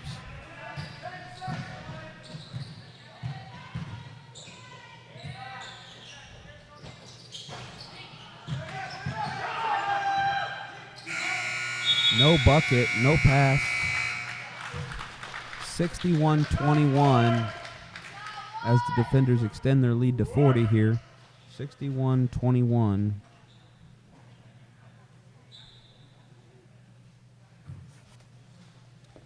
Need me to run that.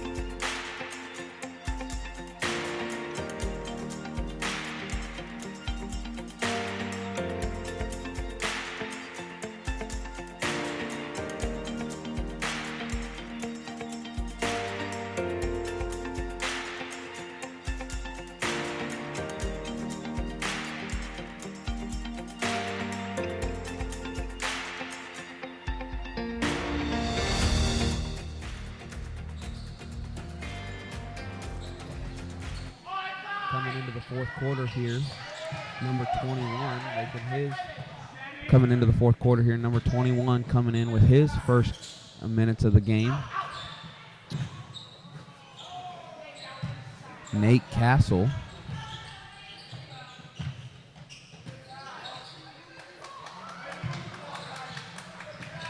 Number 2 from deep. 64-21, 7:25 left. We're going to have a little bit of a short break here where we won't have any games, as the next game is supposed to kick off here at 6:30. With the running clock, we will have a little bit of time as Mark Harvin, a nice move in the middle, keeping the ball high, making that jump shot from the elbow.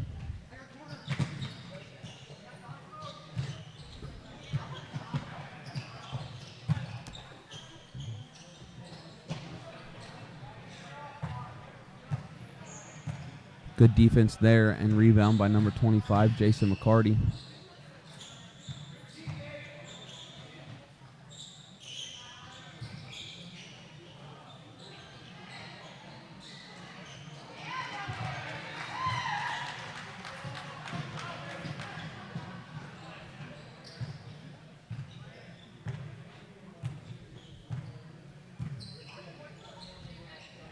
Number 21 from the wing, able to hit a three.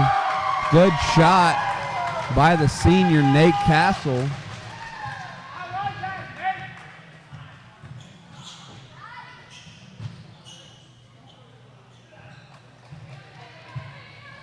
Again, a little hard there. Nice trailing play by number 12, Jackson Kine.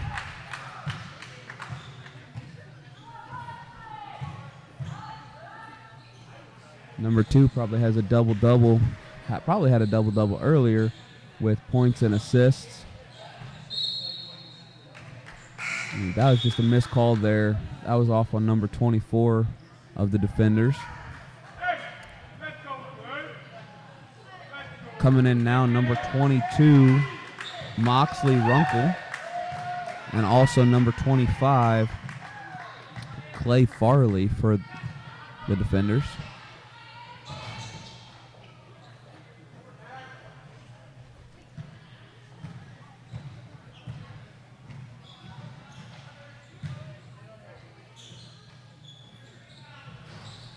Number 45 hard, but Mark Harvin with the rebound.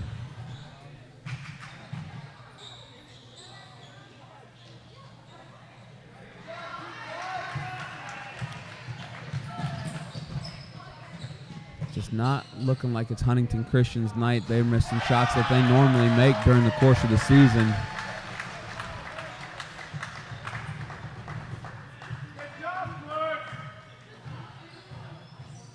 They will be in our 5th and 6th place game tomorrow. They will play at 1:30 And they'll play the loser of our evening game tonight against Meadowbrook and Johnstown Christian. Number 21 almost went 2 for 2 there. Good hustle back by the defenders. Big thing for Huntington is I got to have a short memory after tonight's game. Don't you think? Yeah, it's a tough loss. I mean, you know, you're missing a key player. Made some decent plays, but it's almost like they're just not used to a team playing against them that's playing basketball every second of the game. You know, like the Columbia just doesn't take a break. They're guarding on all ends of the floor, constantly hustling to and from. It's definitely been a fun game to watch from their performance here. And hopefully Huntington bounces back as they go into their next game.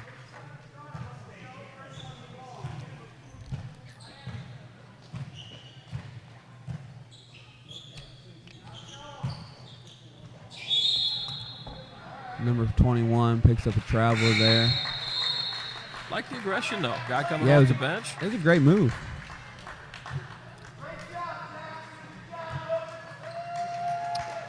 Probably caught a leak in the roof, though. That's what happened. Huge game from Luke tonight. Just sat down on the bench.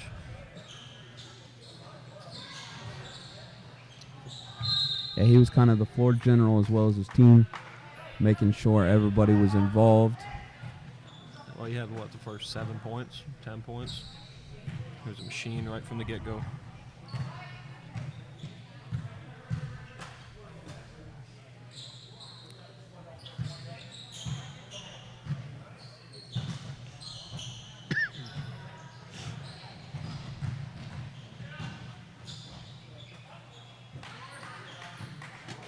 Even the secondary for Columbia gets back and covers the bucket, regardless of what time in the game it is.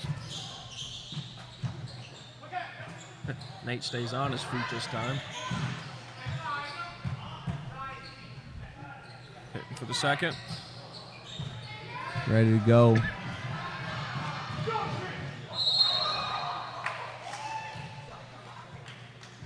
Good hustle, though, as he picks up his first foul of the game. Playing hard towards the end of this game. 1:48 left to go. Full timeout here by Huntington Christian. Looks like they're going to clear the bench here at the timeout. It's a tough loss as Huntington Christian's got 3 seniors. They're 3 bigs. One of them being injured since the beginning of the year. Noah Allison, number 24, and number 25, Jason McCarty. And then number 34 for them, Noah Ginther. If you see him in the live stream, he's sitting next to the coach on the bench. Had a season-ending injury very early on in the season. They thought it was an MCL tear or something like that. And so, unfortunately, he wasn't able to finish out his senior year playing with his team. And that really, I think that took a little bit of the wind out of their sails as well. Yeah, I still like that he showed up, you know, still here, taking stats, being involved. Even though he knows he can't put a jersey on the rest of this year.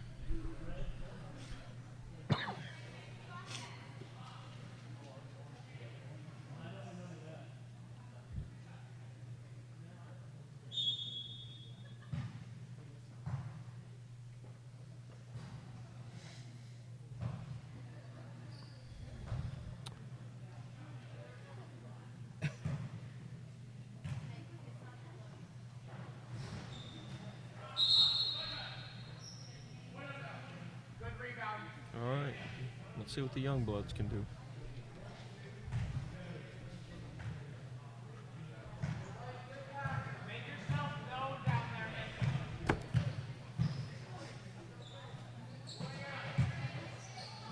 Good move, one dribble pull up there.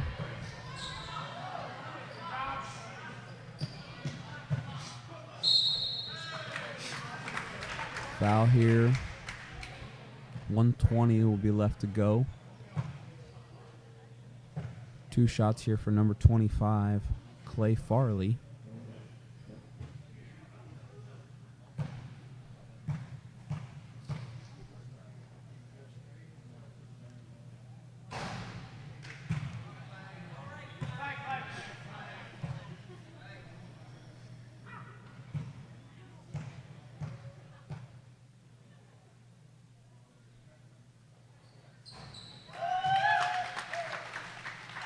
He makes the second.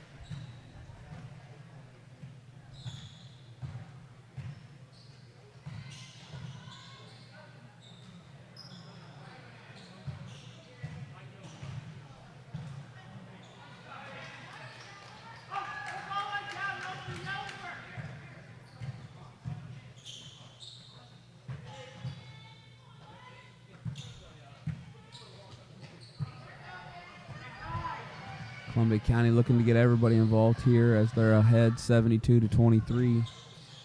Mark Harvin shoots from deep just a little strong.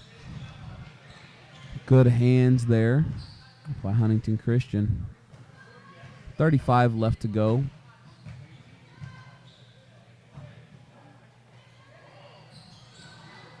Number 12 hoisting it up. Nice pass to number 25.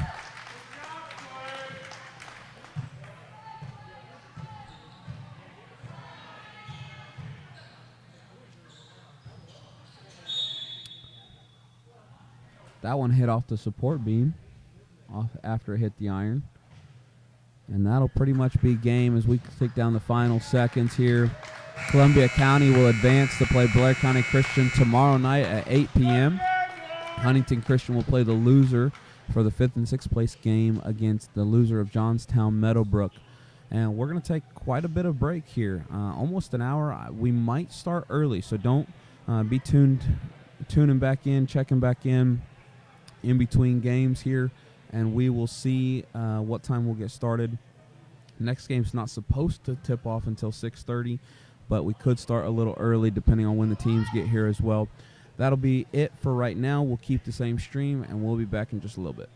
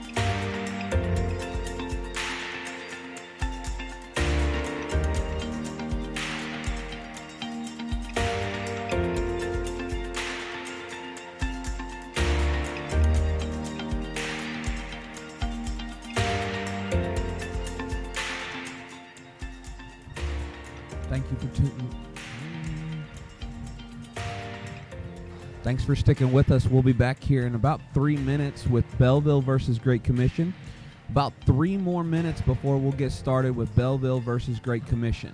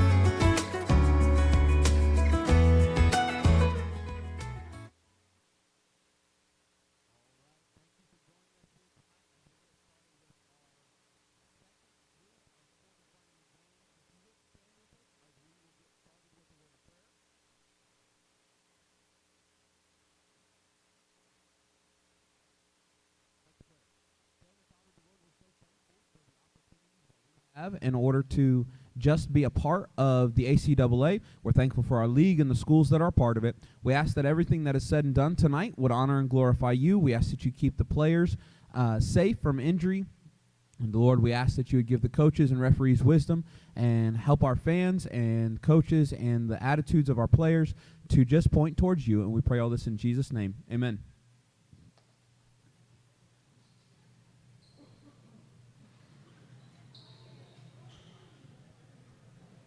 Welcome back to our second set of quarterfinal games here tonight as we are underway. Great Commission Bears versus Belleville Mennonite Thunder. And so if you are just joining us, we had 2 good games beforehand. Meadowbrook Christian topped Meadowbrook Christian topped Du Bois Christian in our first quarterfinal at 3 o'clock. Meadowbrook going on and advancing to play Northumberland tomorrow. Johnstown Christian tomorrow. And then also we had Columbia County, a great game by Columbia County, who defeated Huntington Christian just a little bit ago. And they will go on to play Blair County Christian, as well as then Huntington Christian will play the loser of our game to follow. And Du Bois Christian will play the loser of this game as well. First offensive rebound there by Belleville. And a poke out of bounds by number 15 from the Great Commission Bears. Another block there by number 23 for the Bears. Traveling violation will be the call there on number 0, Emily Longstreth.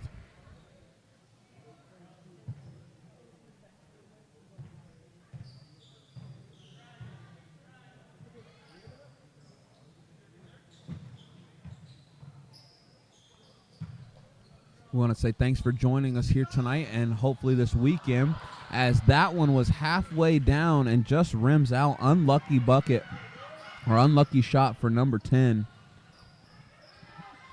Belleville Mennonite. Good fight and a jump ball, so it'll be Great Commission basketball.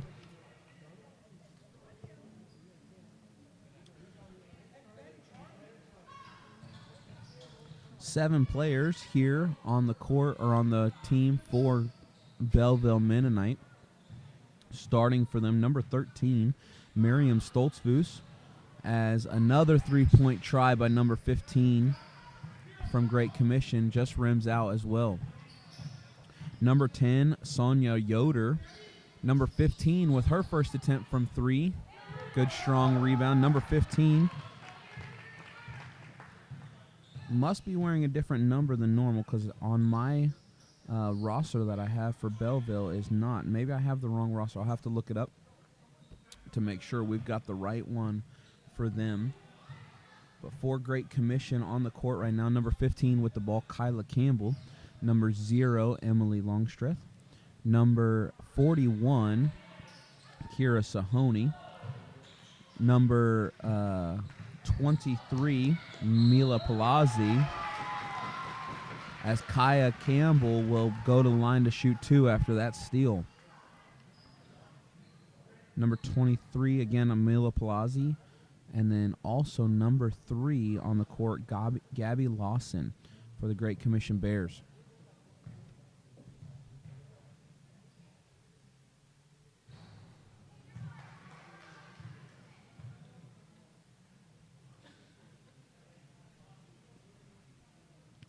The Bears are coached by Matthew Winquest, Beth Campbell, and Jessica Sahoni, as Kaya Campbell knocks down 1 of 2.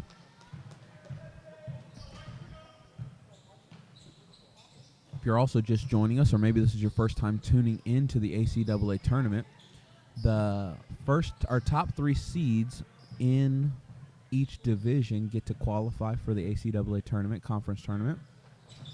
And right now in our quarterfinals, the 2 plays the 3, as both number 1 seeds get to bye. And so Great Commission finished second in the West.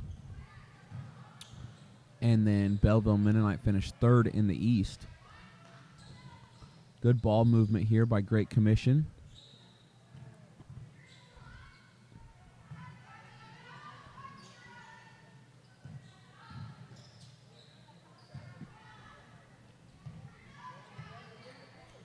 One of the big keys for Great Commission is number 15 has to score for them. She's their number 1 option. She just took that three-pointer. Number 15 from the corner, just off the mark.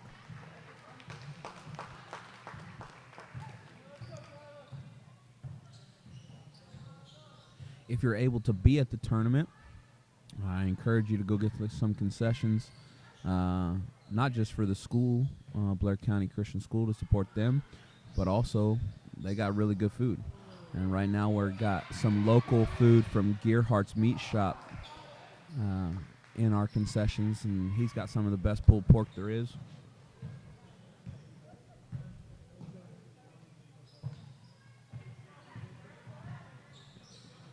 Both teams getting some of the shots that they want. Another one as it finally drops for Belleville Mennonite. The first made field goal of the game, almost 4 minutes into the game here. They're going to call an illegal pick there on number 23, Mila Palazzi.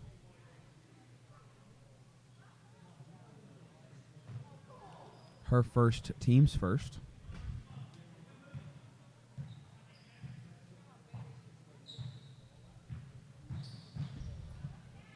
Great Commission Bears are playing a 1-3-1. Good call there by our referee, picking up that travel. Got a little excited about that steal there.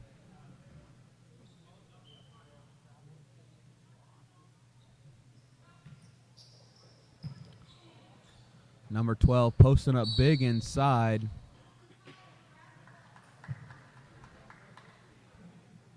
Foul there on Great Commission. That's number 2 on Mila Palazzi.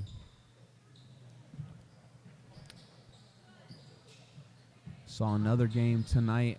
Good poke away there by Kyla Campbell. In our first game of the night, Meadowbrook got into early foul trouble but was able to keep it under control. They actually had 3 starters with 2 fouls in the first half.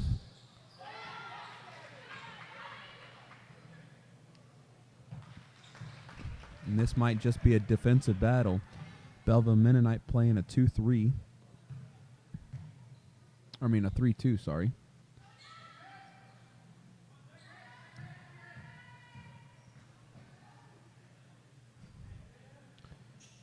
Number 0 from the corner.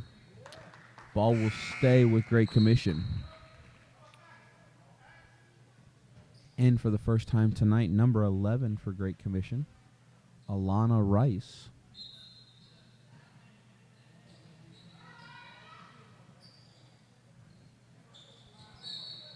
Jump ball, good call by the official. When you have a try or a shot attempt and it's blocked and they both come down with it, hands on the ball, it's called a jump ball.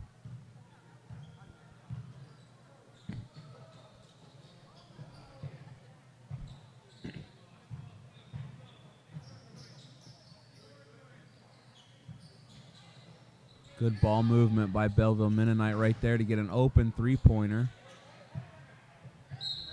And Great Commission tipped it around but couldn't ever get control of the ball. So it'll stay with Belleville Mennonite. From the corner, number 5 not able to make it as number 15 gets a strong defensive board.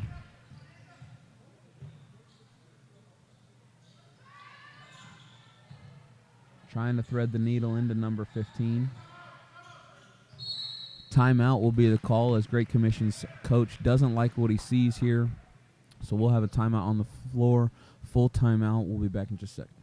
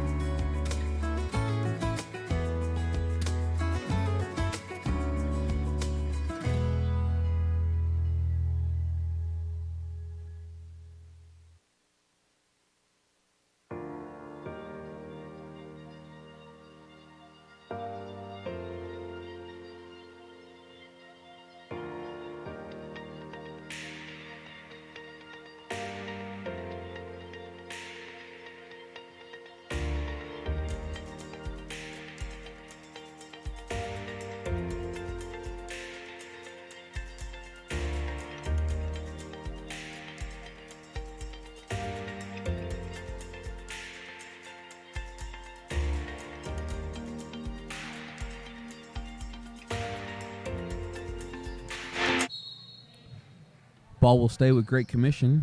Belleville Mennonite getting their hands in the passing lanes here.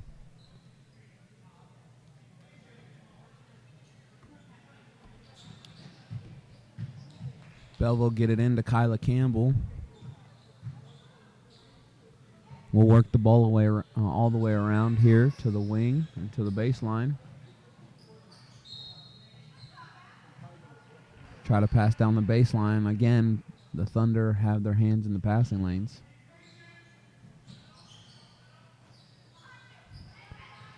Number 15 with the 3-point for the Great Commission's first field goal make of the day. They take a lead 4-2 now. Traveling violation.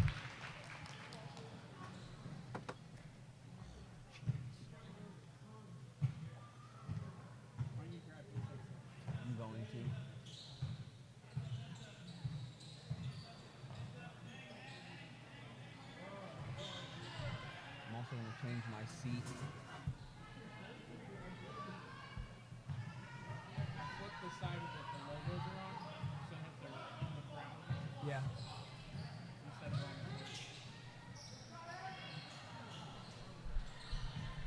the Good shot from the baseline there by number 0. Just didn't fall. This Great Commission will pick up a foul here. That'll be their third team foul. That'll be number 11's first.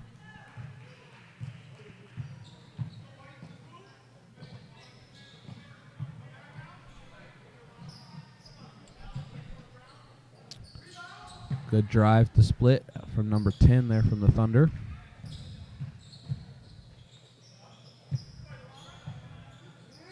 Great Commission's doing great putting their hands in the passing lanes. Just a little strong.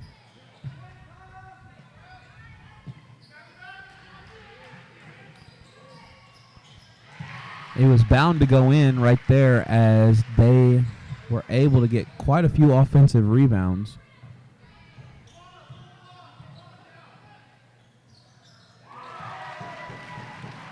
Another 3 there by Kyla Campbell.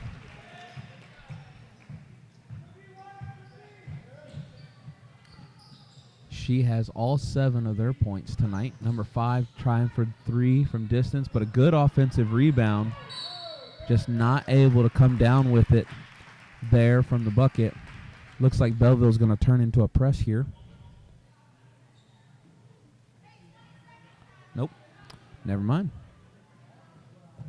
22.1 seconds left to go in this first quarter. 7-5. Number 15, Kyla Campbell's got all Great Commission's points. Yep. Number 10, hand checks right there. You can't hold on to them. Got to move your feet.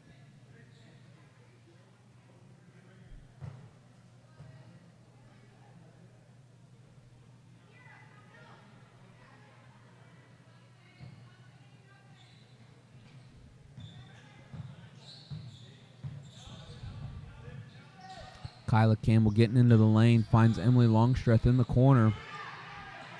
Not able to find it. Looks like there was going to be a jump ball, but they wave it off because of the end of the quarter. End of the first quarter, 7-5 is the score. Belleville Mennonite's going to have to make sure that they guard number 15. She's got all 7 points for a Great Commission tonight. And so far in this first quarter, 7-5, 2-point game. We'll be right back.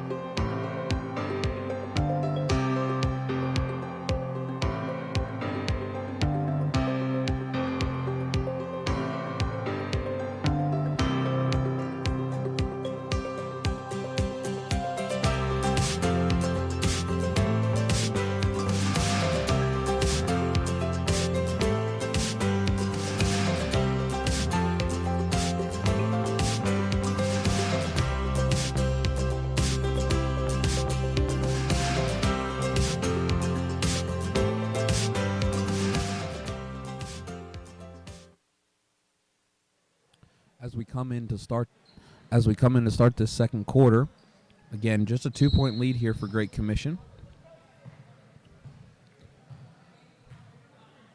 We'll see what Belleville can do differently. Close the gap.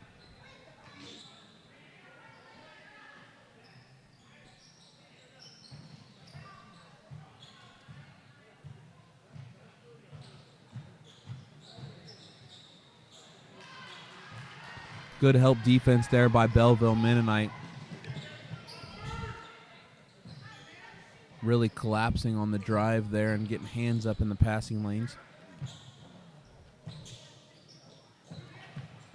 And a good steal there by Kyla Campbell.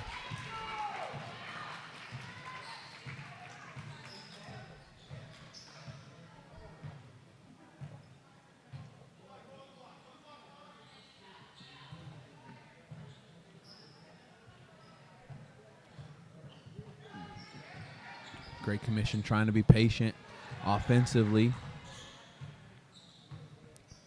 They're also making sure as number 10 is able to step into the lane, finds a great pass ahead to number 5 who puts it in.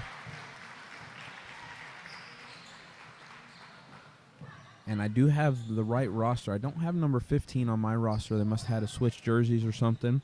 But number 5, Natalie Yoder, I believe it is. Hopefully I have the right numbers with the names on the roster that I have. Natalie Yoder, though, brings it a tie game here, 7-7.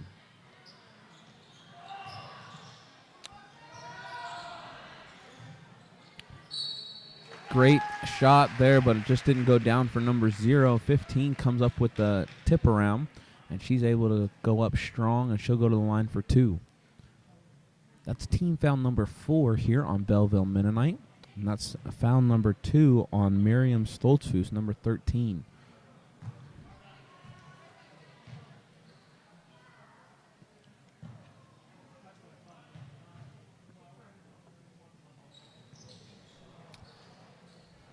Kaya misses them both there on that trip to the line.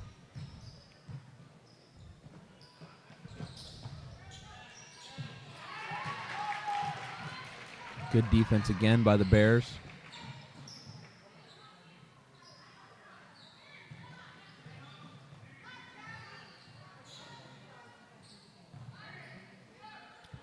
Number 15 free again, just not able to make that one.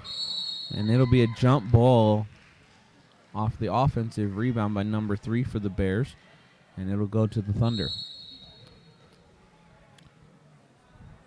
Thunder coach Brian Reno wants to talk it over with his team as they're going to take a 30-second timeout.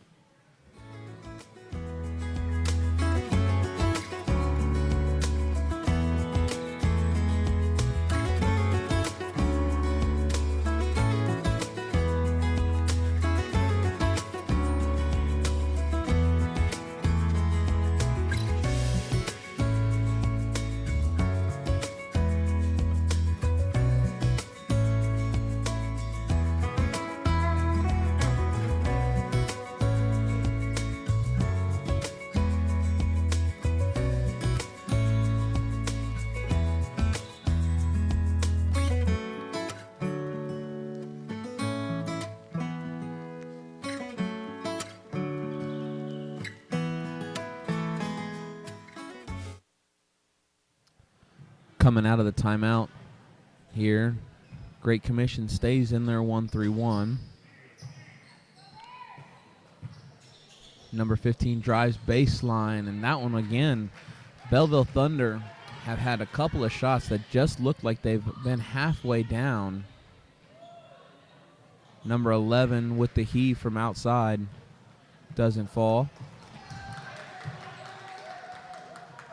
Transition three-pointer by number 10 here. And that'll be a foul off the defensive rebound there. Foul on number 13. That's her third. 2 new in for the Great Commission Bears and 1 new in for Belleville Mennonite.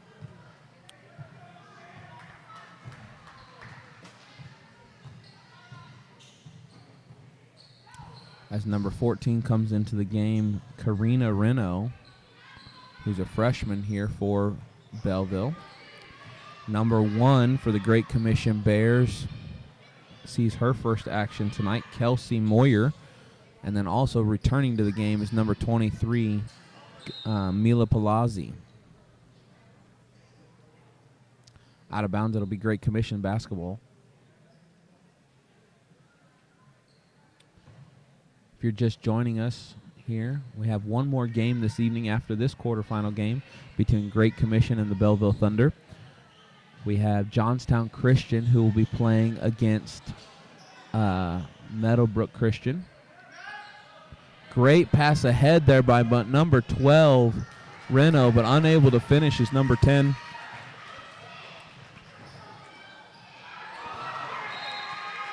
Great spin move there by number 1, but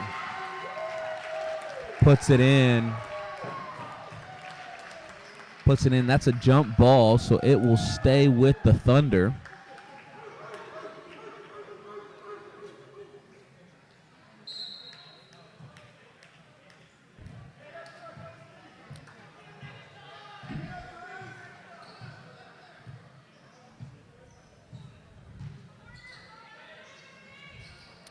Number 14 with her first shot of the game. Goes to a little bit to the right.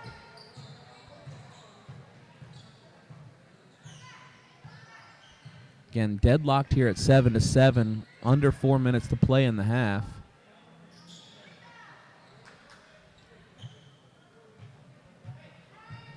That shot doesn't go for number 0, Emily Longstreth.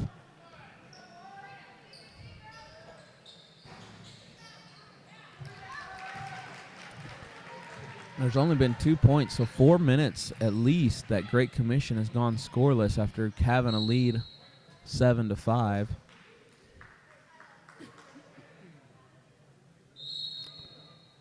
And here Belleville Mennonite will take another 30-second timeout to talk it over.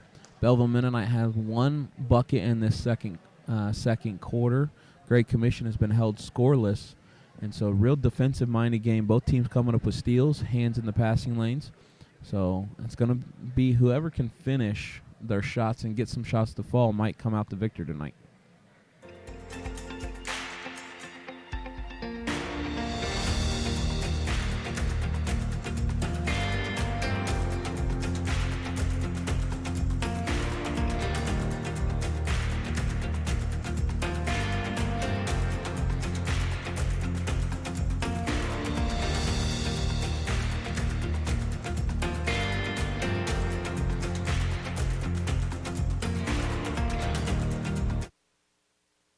Coming out of the timeout,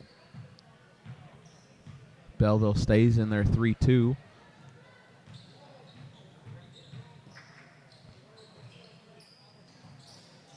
Number 1, Kelsey goes up for the jump shot, just a little long. But Great Commission able to get the offensive rebound here.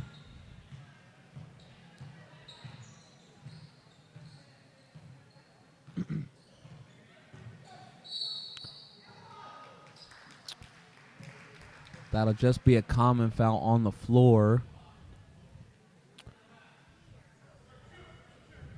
Foul on number 5, Natalie Yoder, her first, team's 6th. Could be a big deal here. Good hands there by number 12. And a foul will be picked up here by number 0 for Great Commission. Their second team foul. No, I'm sorry, their third team foul, fourth team foul. I can't see the scoreboard.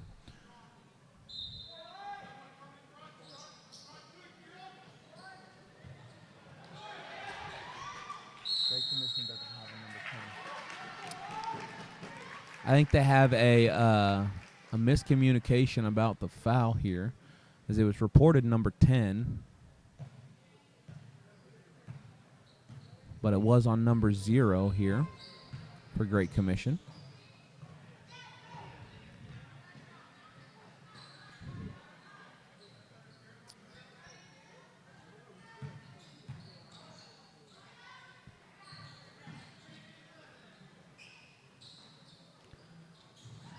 Number 0 getting the Bearcats or the Bears on the board in this second quarter with that jump shot. Give them a 2-point lead, 9-7. 2 minutes left to play in this first half. Great pass underneath, but just a little caught underneath the bucket was number 12.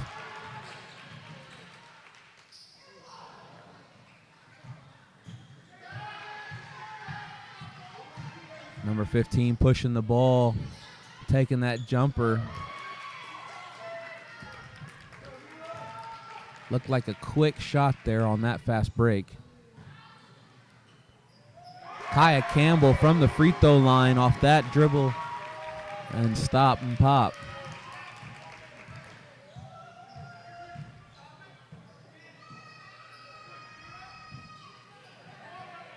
Number 15 from 3, unable to make a shot right now.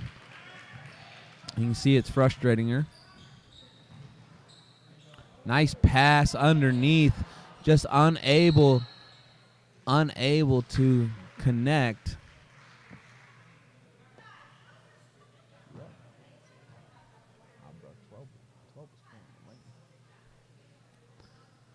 That'll be Acaa Campbell's first foul. Team foul number 5.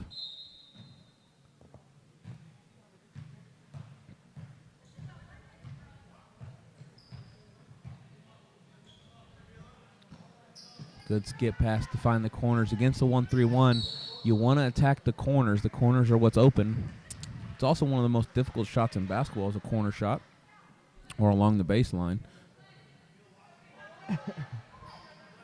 That'd be a foul on number 1 for Great Commission. Her first, team 6. So next foul both ways goes to 1-1. But there's only a minute left.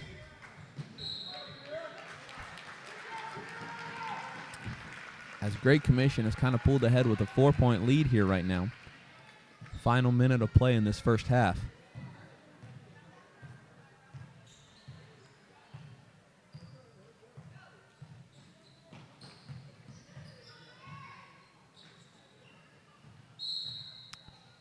Traveling will be the violation as they move before putting the ball down.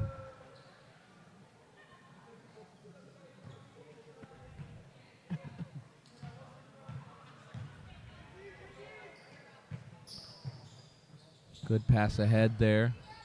Number 10 with the drive. A little bit of contact looked like it was there. Good pass by number 15 to find 0 underneath the bucket all alone. They built a 6-point lead here, 7-13. And that'll be a second foul on number 15, Acaa Campbell.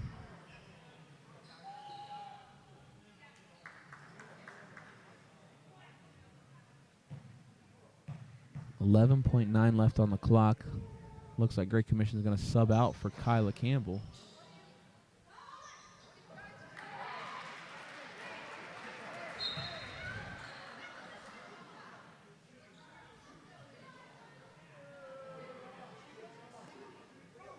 Little confusion with the referees as they correct here the play.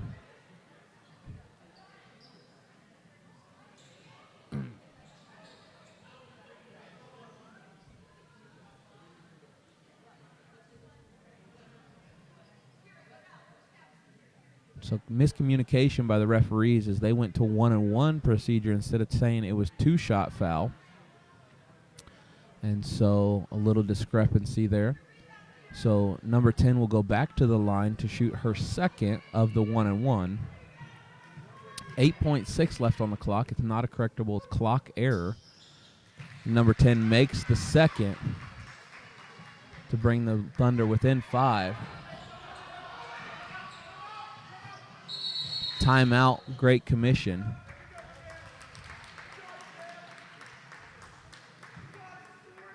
A timeout by Great Commission.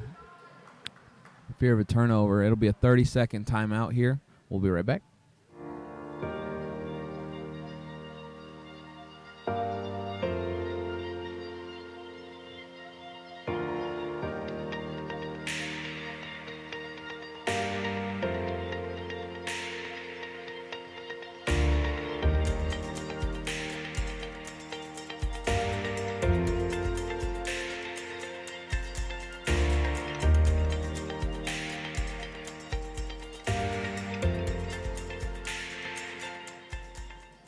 Coming out of this timeout, 7.9 left to go with Acaa Campbell sitting on the bench for Great Commission. It's going to be difficult for not difficult, but it's going to be important for the Bears not to give up a steal and an easy bucket to close out the half with this. They do get it in. They're able to pass ahead and break the press. Out of bounds. And it'll be a red ball with 2.0 left on the clock.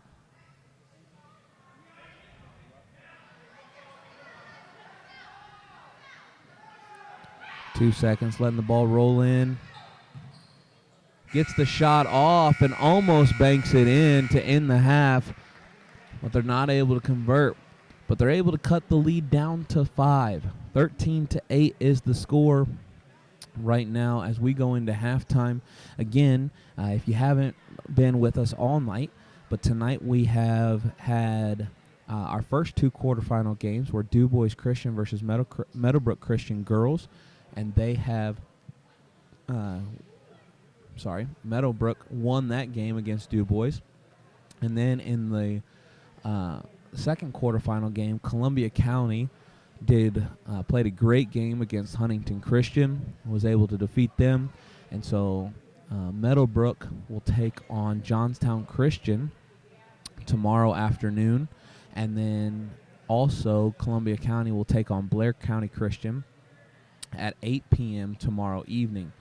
And I believe that Meadowbrook Christian girls will play against Johnstown Christian at 6:30 tomorrow evening as well. Coming up after this game, we have our last quarterfinal game of the evening, and it'll be against the 2 seed from the west against the 3 seed from the east, and that'll be Johnstown Christian against Meadowbrook guys. And that will be an interesting game as Johnstown and Meadowbrook both played each other during the middle of the season, and Meadowbrook was able to win by a score of 8 points. They won 48-40, and so Johnstown will be looking for a little bit of revenge, and Meadowbrook will be looking to keep themselves on top and go play against Northumberland in the semifinals tomorrow night. So we'll be right back after about 8.5 minutes.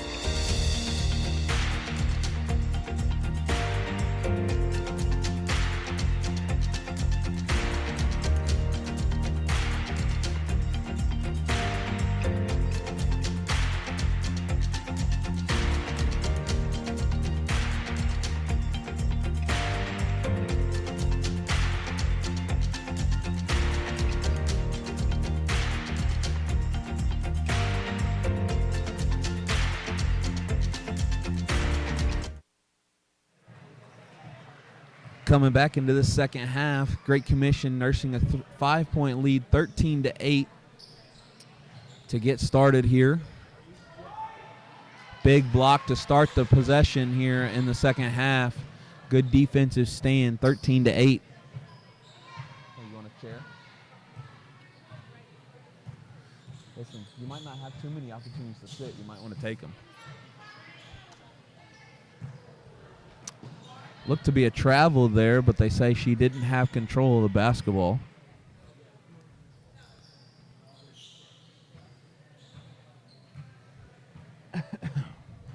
Scoring breakdown for the Bears. Number 15 has 9 of the Bears' 13, and number 0 has the other 4.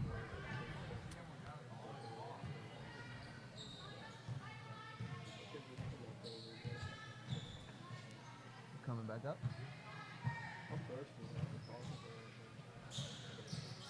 Great Commission being patient offensively as Belleville steps into the play there to knock it away by number 12, Chloe Reno.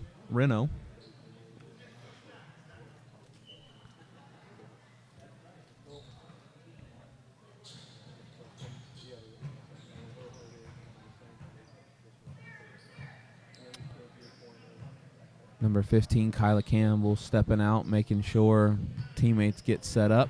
Good poke away there by number 15. Looks like 23 got a piece of it. Number 13 had a wide open layup, but chose to pass it out to number 10.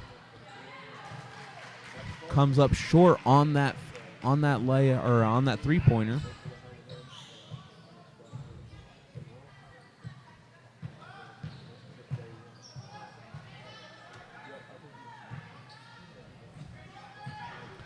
The 0 for the jumper on the wing, not able to connect on that one. Number 10 with a good, strong defensive board.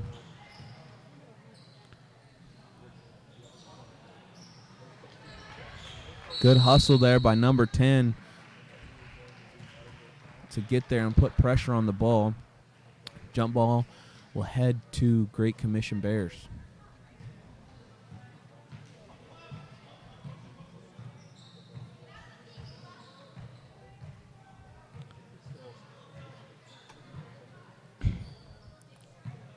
Thunder in this 3-2 as just an ill-advised pass.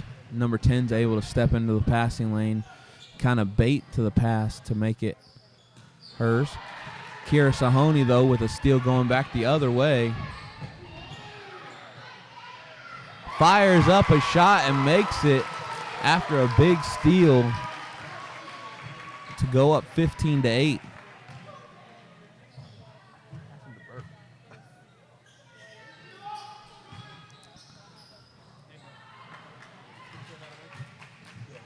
Number 12 coming up short there for Belleville.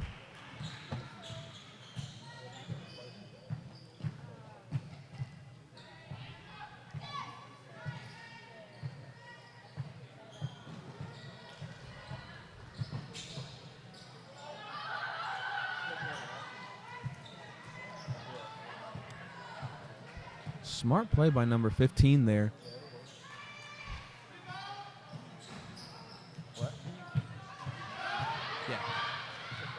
Score right now is 15-8 in favor of Great Commission as Kaya Campbell comes up with a steal. Number 12 will come up with a foul there on number 15.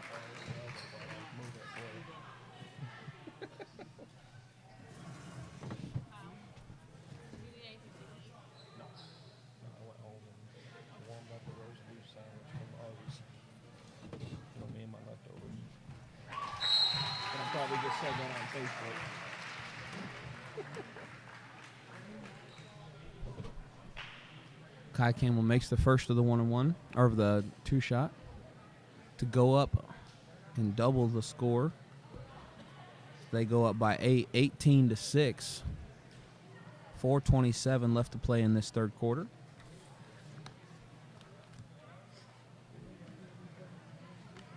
You gonna jump on?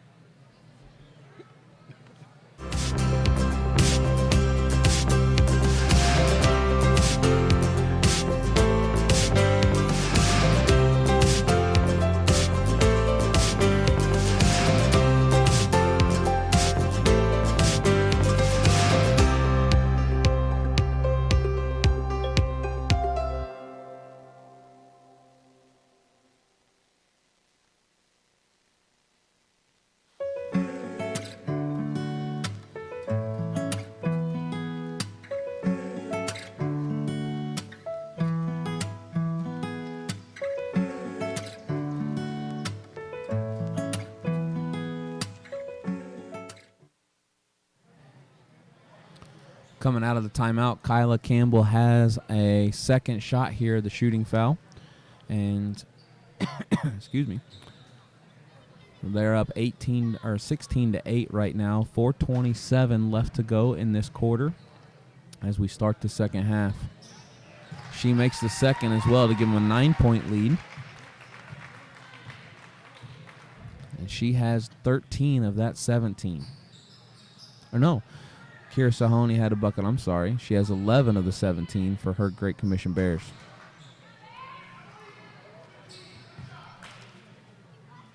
Good defense there in the corner. Good pass in there.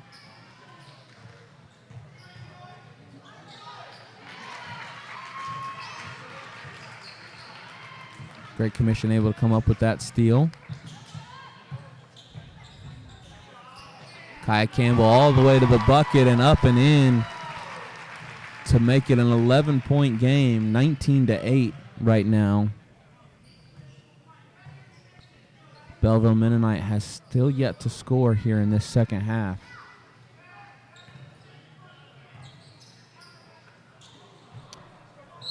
That'll be off of the Belleville Thunder, number 10. Go to Great Commission.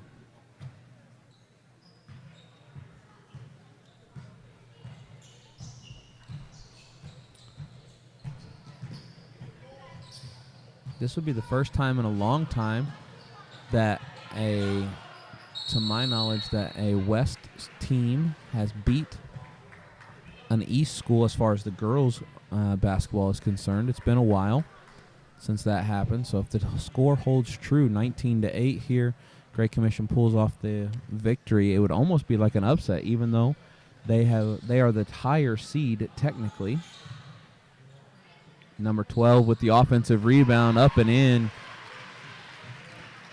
19-10, the score, just under 3 to play in this third quarter.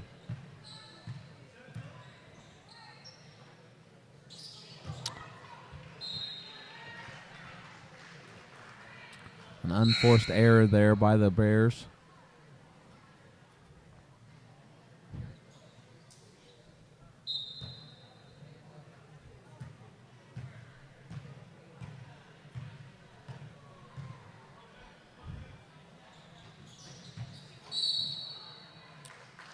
A little too excited there on that defensive play. That'll be the first team foul against Great Commission in this second half. It'll be the second foul on number 0. Good strong move to the baseline, but just ended up shooting it a little too strong there by number 10.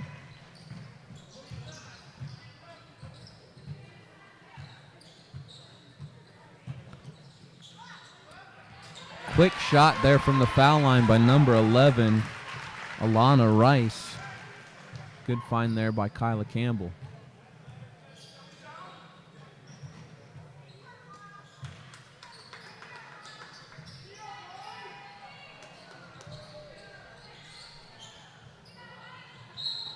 Belleville's getting good shots.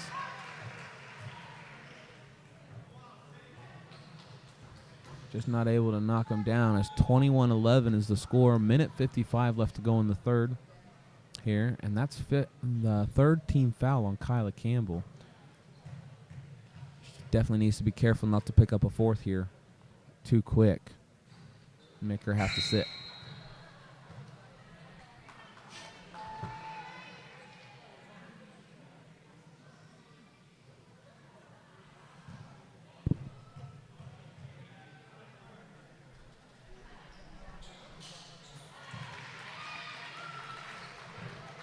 Number 10 good on the second to bring them within 10.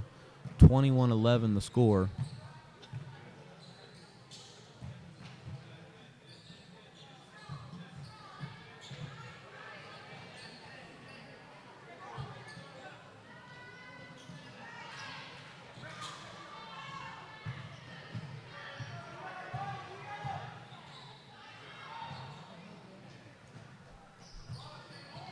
Winner of this game will go to face Northumberland Christian tomorrow afternoon, the number 1 seed in the East.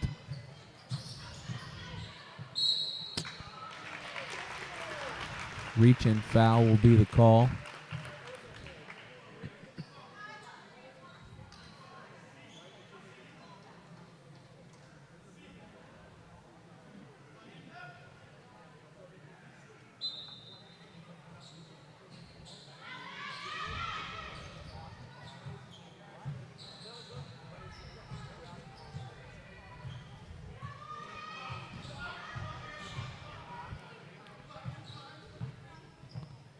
Especially the way the game's going, Great Commission is more than happy to use clock, or at least should be, as it's been a tight, low-scoring game, especially in that second quarter.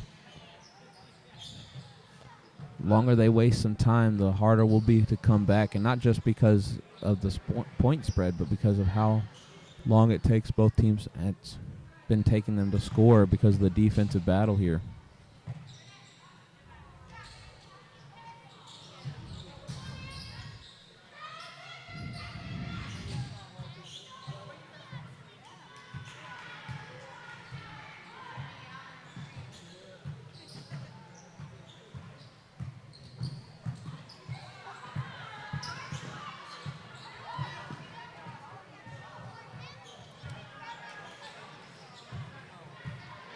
Eight seconds left to go in the third quarter.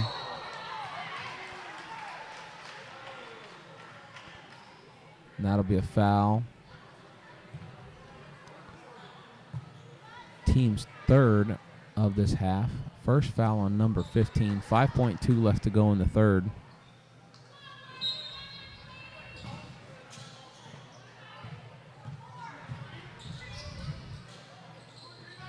Throwing it up at the buzzer, not able to connect. 10-point lead going into the fourth here, 21-11 for Great Commission. We'll be right back for the fourth.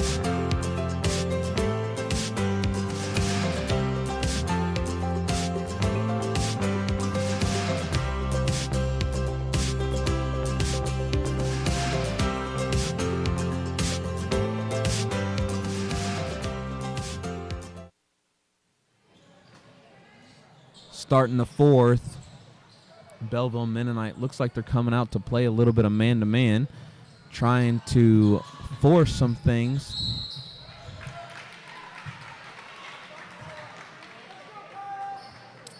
Number 15, that'll be her second, team foul number 4.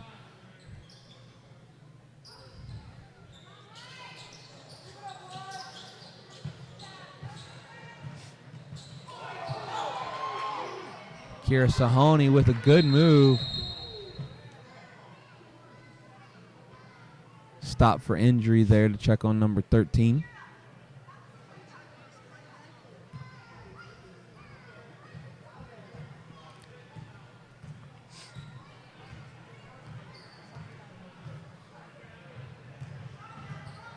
Been a tough go for the Belleville Mennonite Thunder. They haven't made the jump shots like it looks like they normally do. That's a great pass underneath. But again, just a little too hard on that jump shot. Number 12 looked like she had the layup.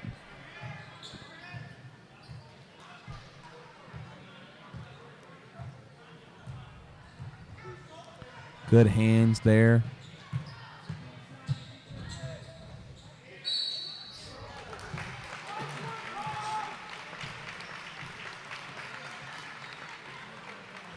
Number 10 not happy with the call, but you can't come down with the arm there on that shot.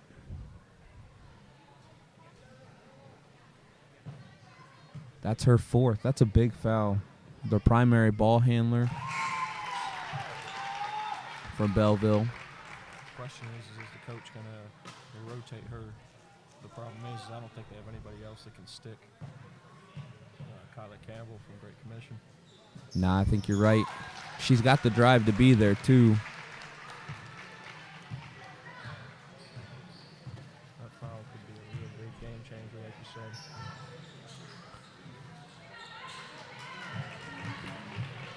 I like the fact she went straight to the other end, though, and went right back at the bucket.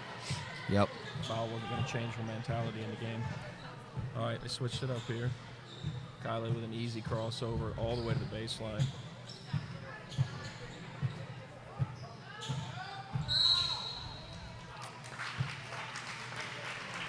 I think the idea to go man here was a good call. The problem is they just don't help enough off of the ball. Yeah, man-to-man is definitely, it's not just about being able to guard your own man as much as it is also to be able to help your teammates out. And when you got a score like number 15 from Great Commission, you got to be able to help off. And especially because you've only gotten a couple of buckets from some other players, so they should be able to help off a lot easier to force her to give it up and make those other players make some shots.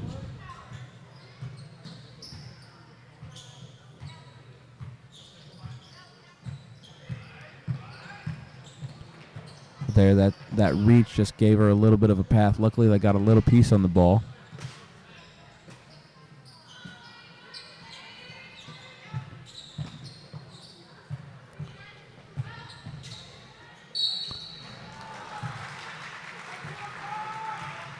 That'll be a two-shot foul here.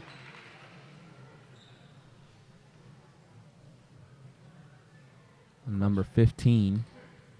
That'll also put Belleville Mennonite in the bonus. So Great Commission will be shooting 1-1 the rest of the night as Kyla makes the first.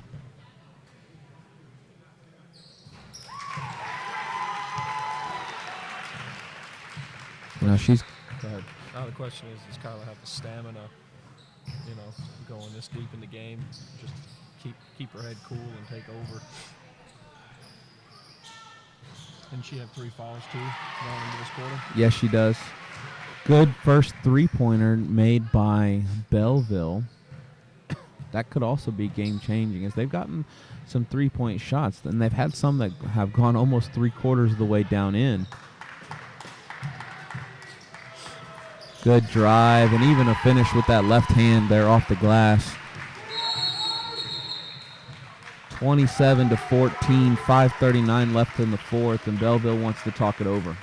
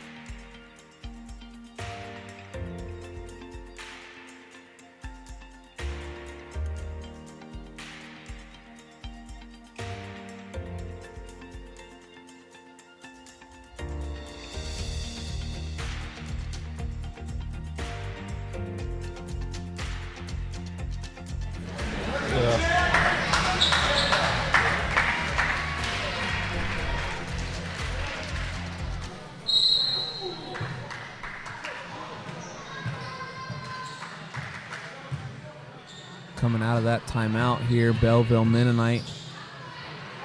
Great look, just didn't have the roll that happened there.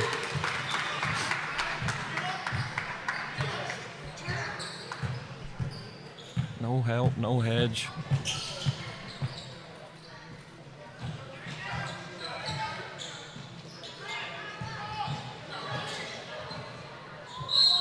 Out of bounds on number 1 there from Great Commission.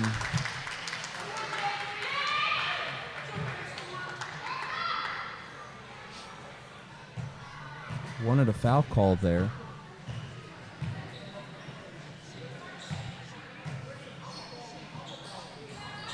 Number 15 try on the 3, and it'll stay red basketball.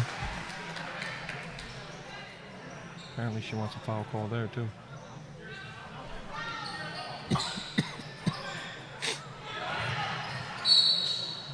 It's not about getting hit on that rebound. You got to get position first. It can be all the contact in the world as long as you're not just flat out run over.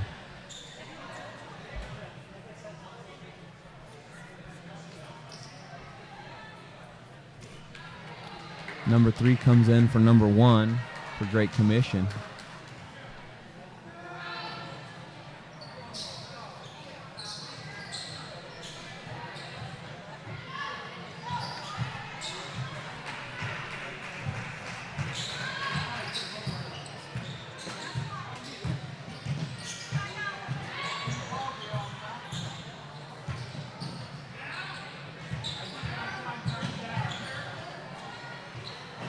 Good hustle there by number 15 and 41. And that'll be a jump ball, which will switch possession there.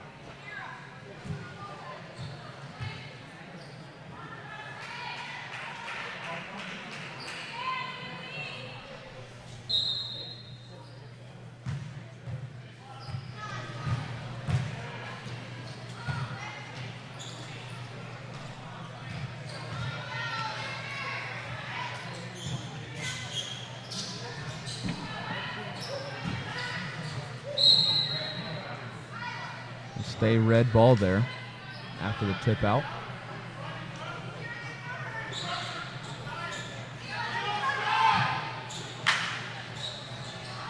A lot of contact there. A lot of contact there happened on that play.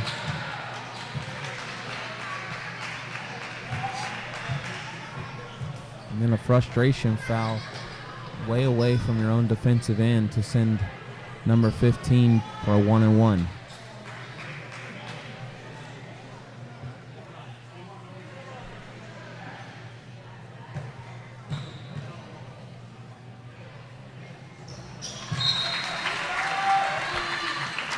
Calmly makes the first.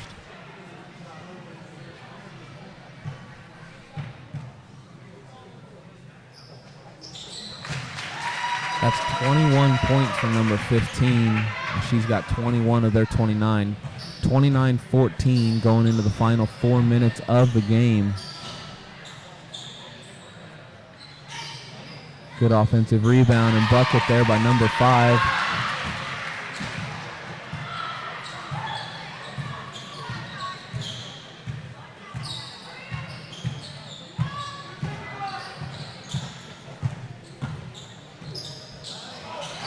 Good pass.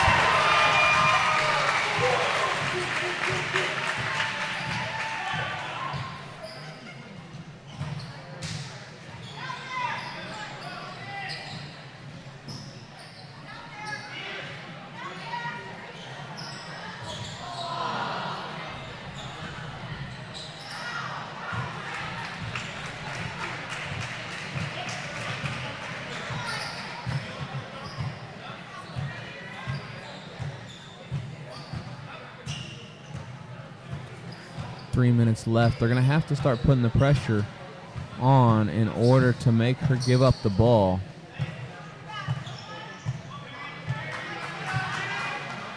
They want to be able to come back in this. Great Commission will spend a timeout here. We got 2:53. Belleville, if they want to climb back in, I don't think it's too far out of reach yet. I mean, it's going to take a massive comeback and making some big-time threes here. But they're going to have to put pressure in. Once they get the ball out of Kyla's hands, they have chances to steal the ball off the dribbler or anything, but they can't let the ball stay in number 15's hands to continue.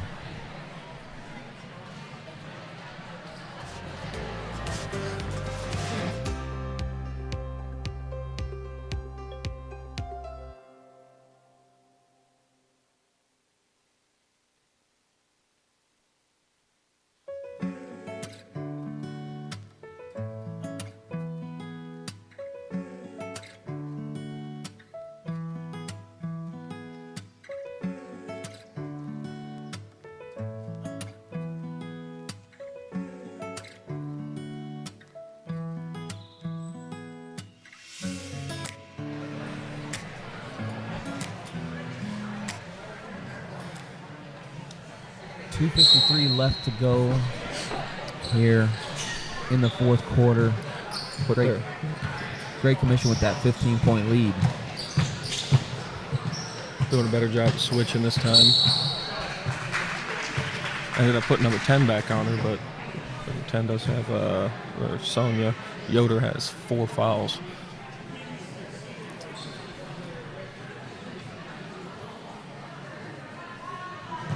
That's number 3 on number 12, Chloe Reno. As Kyla missed her first in the last 5 or 6 foul shots. Number 15 getting that big 3-point shot. Uh-oh. Woo. Gotta be careful. Yeah, dodged the bullet there.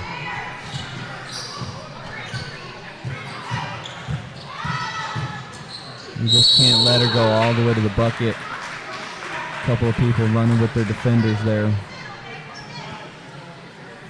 Big thing in man-to-man defense as number 15 picks up her 4th. Great Commission and double bonus the rest of the way. You got to be able to see your man and you got to be able to see the ball so you can help off when needed.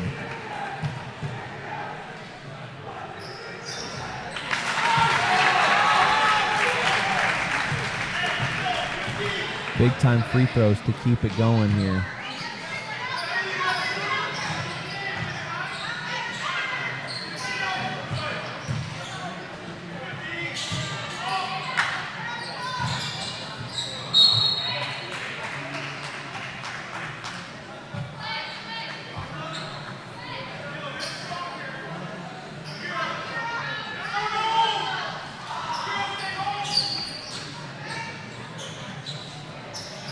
Number 10 for 3. Got to get a stop here, though. Yeah. I don't think they're going to be able to stop Kyla here. And they keep forgetting to bring the pressure as after the made bucket.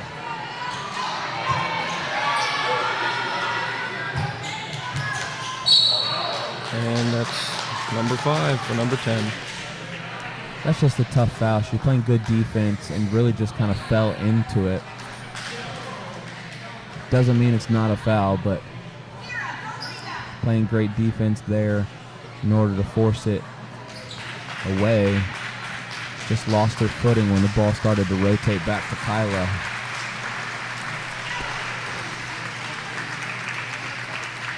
Good clap from the crowd as she exits the floor.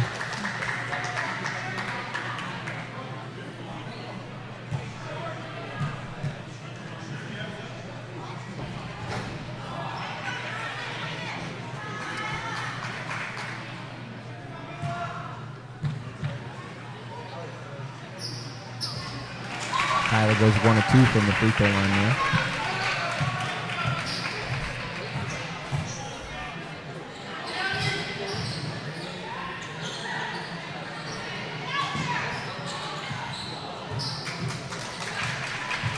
That'll probably about do it here with 12 point lead, 1:20 left to go.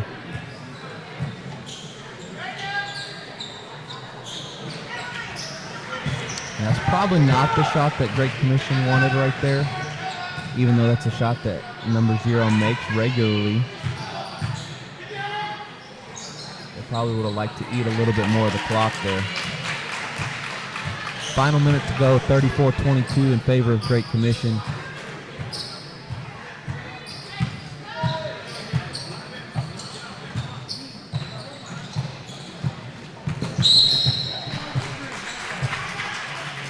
Illegal screen there by number 23. That's the call.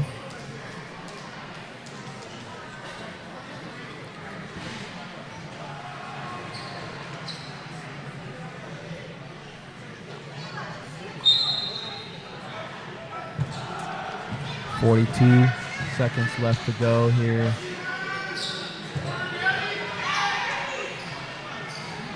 Number 15 makes another one. They got hot late from the three-point line, as that's the 4th 3 in this fourth quarter.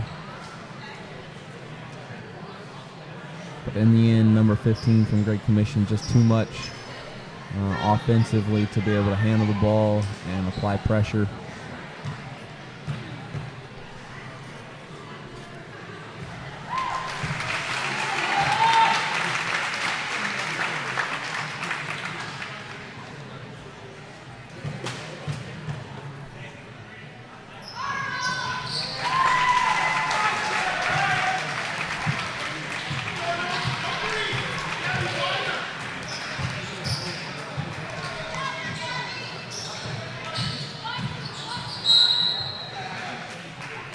Out of bounds, it'll stay Thunder ball.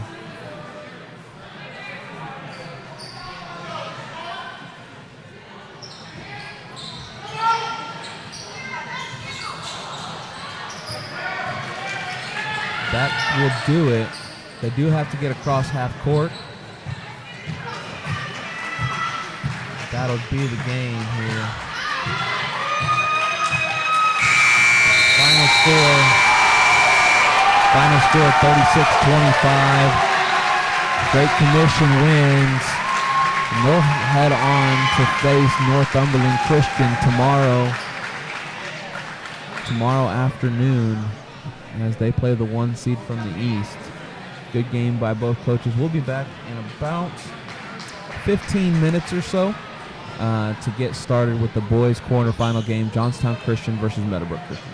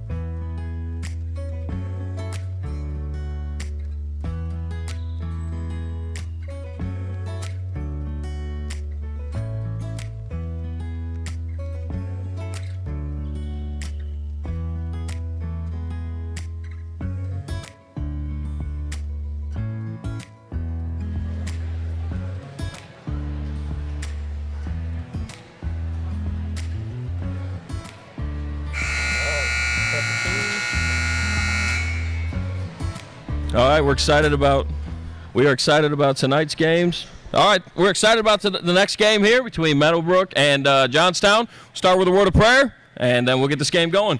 Lord, we're grateful for these young men and the work that they put in this year. Lord, I pray that they would have a great game tonight, give the coaches wisdom. Pray that you keep all the players safe. In Jesus' name, amen.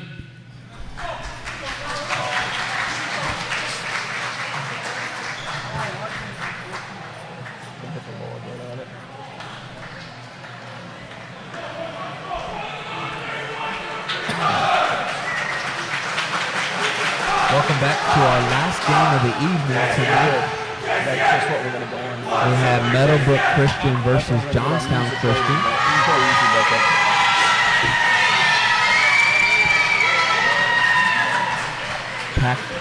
Packed gym for this last game of the night here.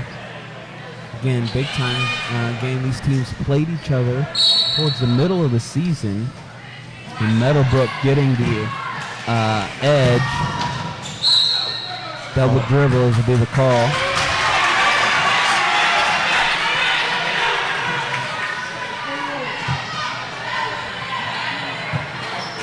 Meadowbrook Christian in a 1-3-1 three-quarter court press. Good pass down the middle of the lane to find number 11 to get an easy bucket.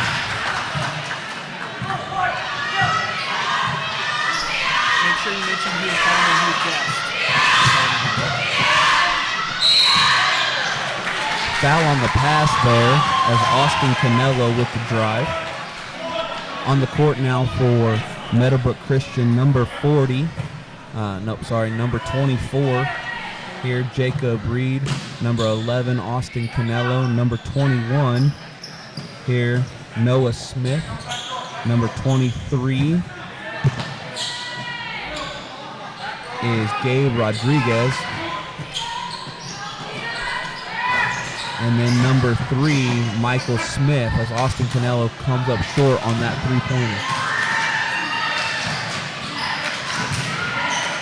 Johnstown pushing the issue on the offensive end.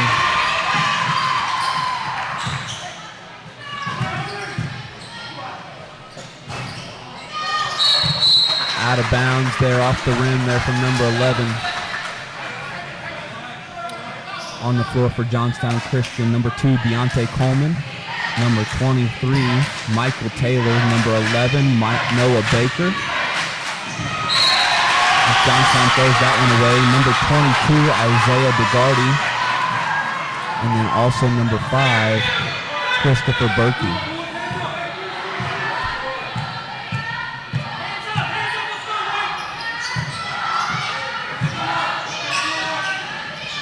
Good find underneath. Find number 21, who goes up strong to finish.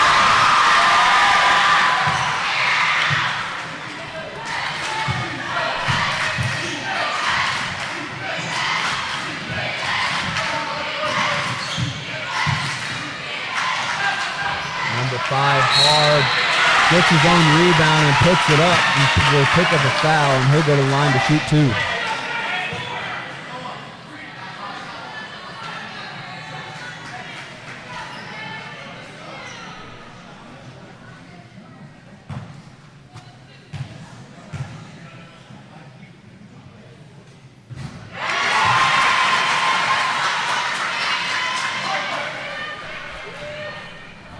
Rattles in the first. 3-2's the score already. And he makes the second.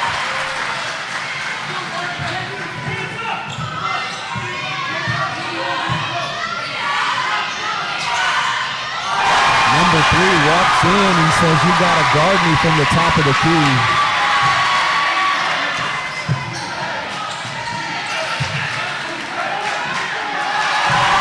Going away.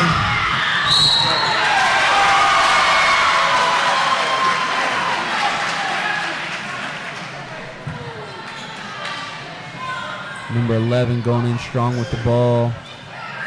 That'll be Johnstown's second. That foul will be on number 22, Isaiah DeGardi.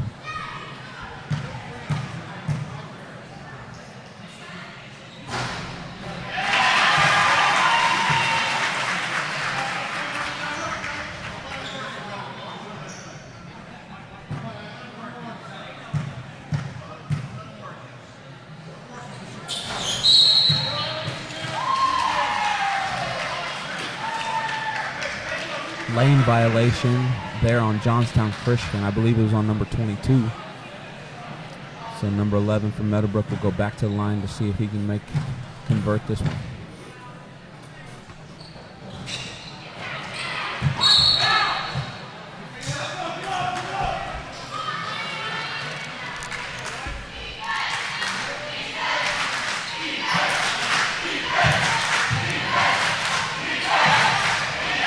Picked off by number 23. He'll go in for an and one. Pick up a foul on Deontay Coleman, number 2.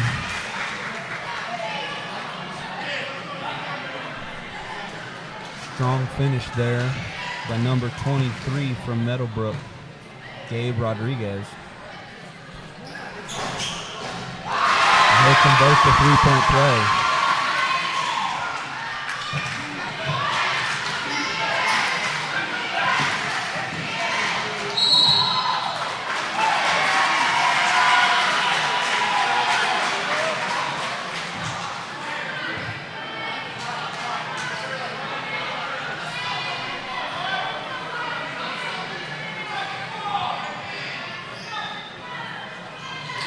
That foul was on number 21 from Meadowbrook.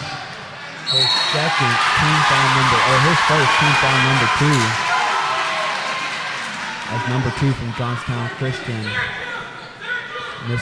fumbled the ball out of bounds. You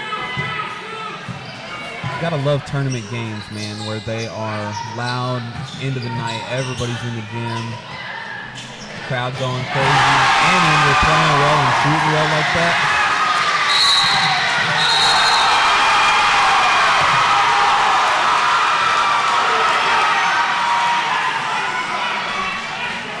Timeout here by Johnstown Christian as they go down 12-4. Hot shooting start here for Meadowbrook.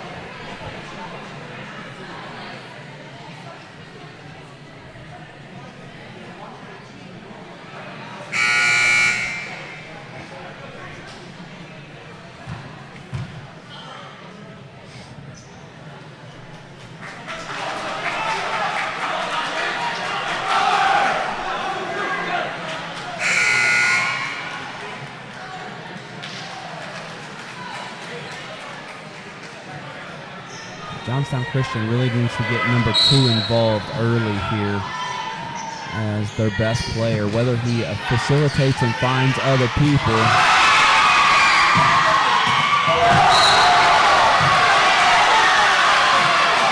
Big time block by number 11, Noah Baker.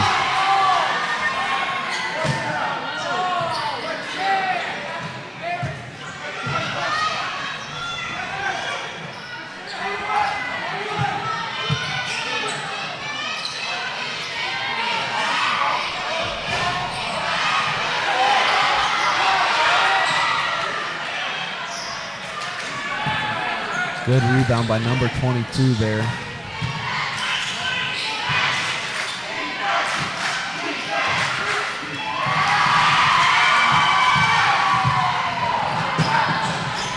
Good left-hand finish there by number 21, giving the Meadowbrook Christian Lions a 10-point lead.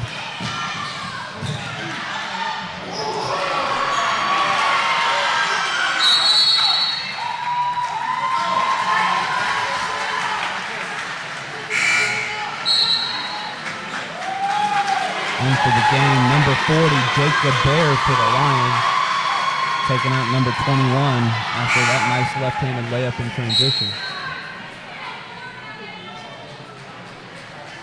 Also in the game, number 30, Jeremiah Taylor for Johnstown Christian, taking out Isaiah DeGuardi.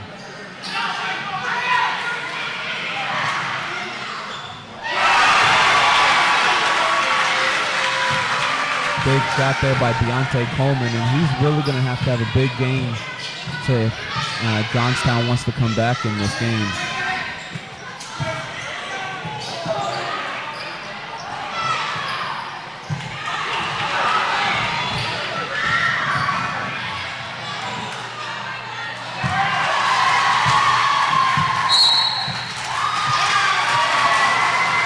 No touch. It'll be backcourt violation there.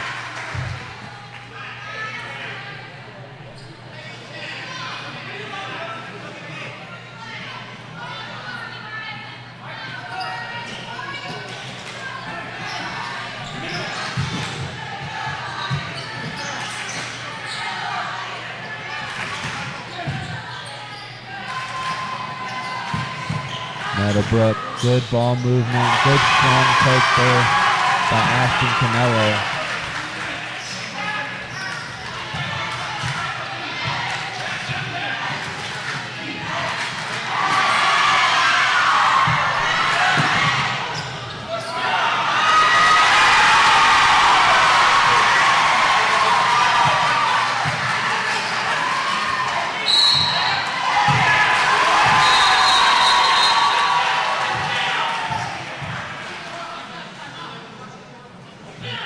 A warning there by Johnstown Christian for the bench of Johnstown Christian from the referee.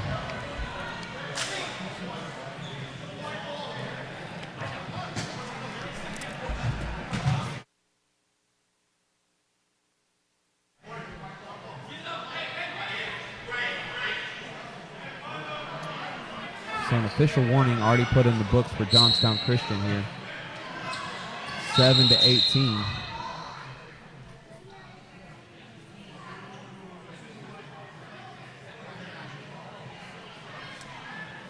Verbal warning is basically your warning before a technical foul, so nothing happens as far as free throws or change of possession or anything like that.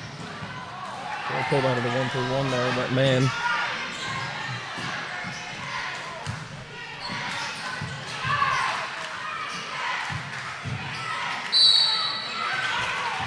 Blocking foul is the call.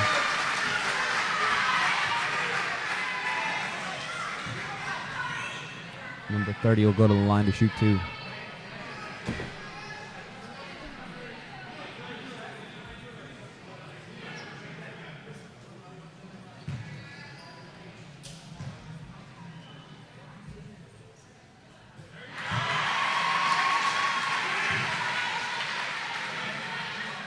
Number 24 from Meadowbrook will have a seat as he's got two fouls.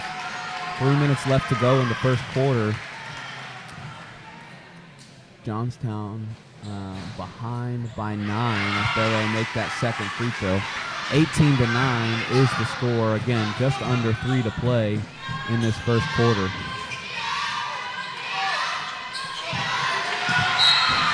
Out of bounds.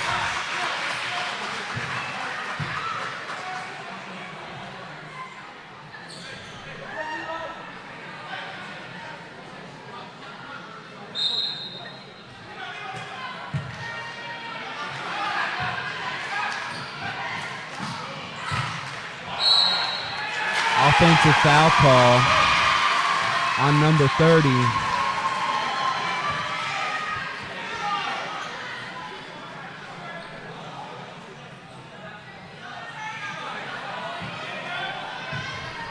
That's the fourth foul already on Johnstown. 7 fouls already in the game.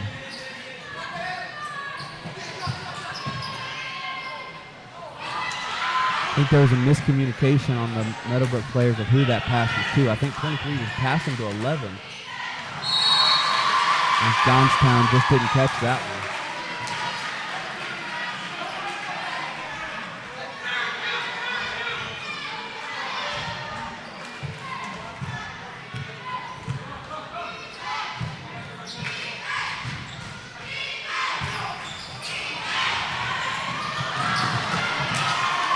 Good hands in transition there by number 11 from Meadowbrook.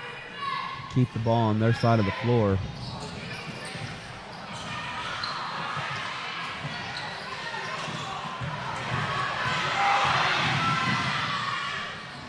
Number 23 able to finish that. Bring the game back within 7. 18-11, minute 45 to play.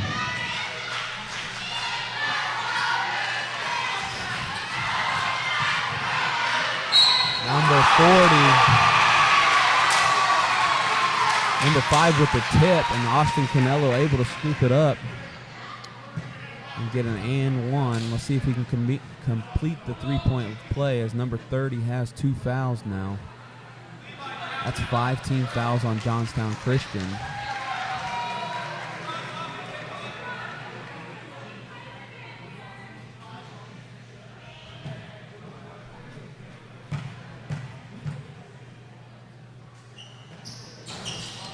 Does complete the three-point play to make it a 10-point game again. Meadowbrook's press is speeding Johnstown up right now.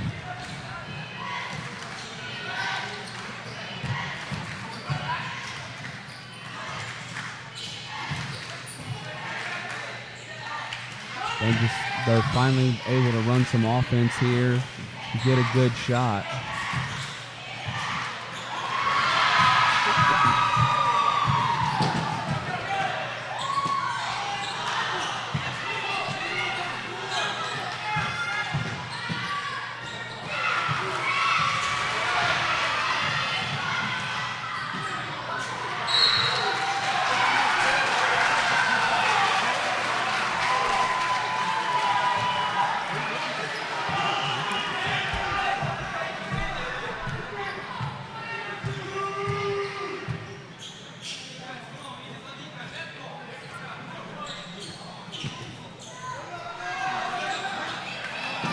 Kick out to number 3, who knocks it in, knocks it home.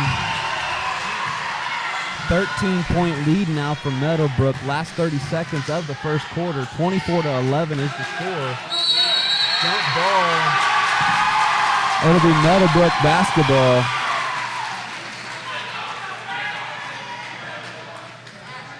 Coach calling for one shot here with 29.7 left to go on the clock in this first quarter.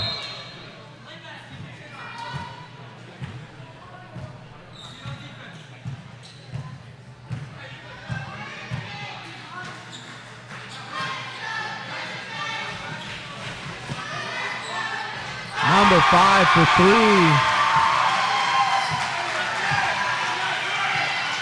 It might not have been the last shot, but it was definitely a good shot. Caught it in rhythm, went straight up with it.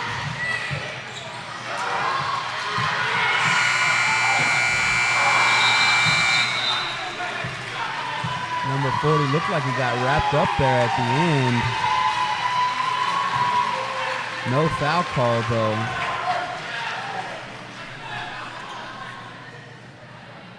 So 27-11 before we hit this second quarter.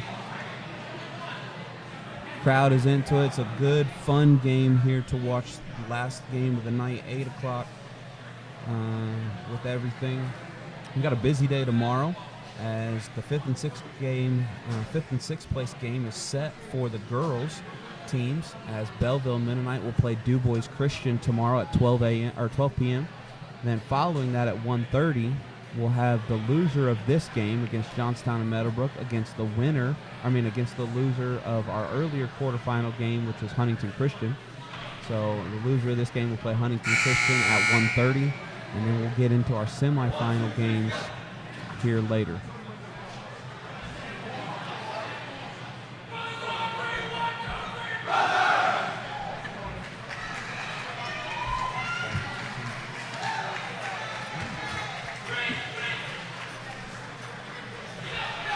Players sitting up on the top level. That's number 15 from Thunder.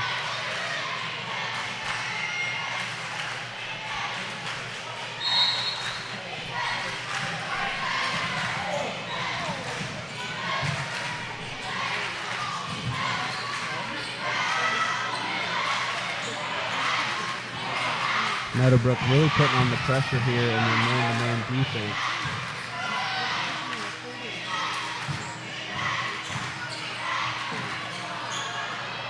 Number 23, little strong there.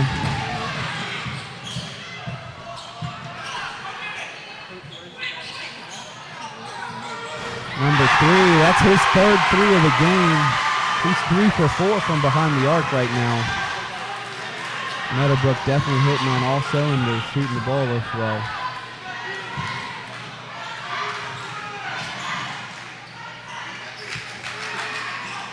Nice pass on the cut to number 2.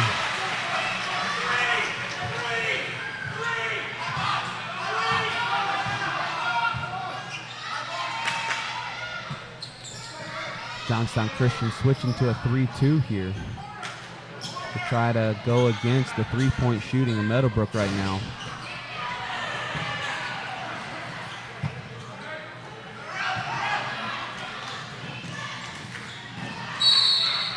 Off the cut for number 2, a little strong. It'll be called a common foul on the floor, not a shooting foul on the catch. That foul was on number 3, Michael Smith in Meadowbrook.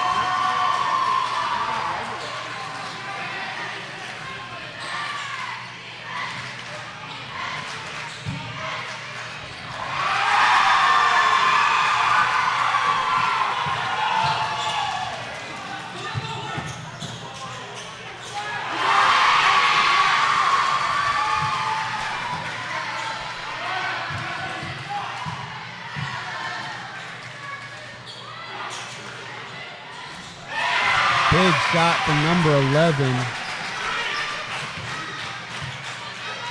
to stop the bleeding a little bit, cutting the lead to double, 16-32, 6 minutes left to go in this second quarter.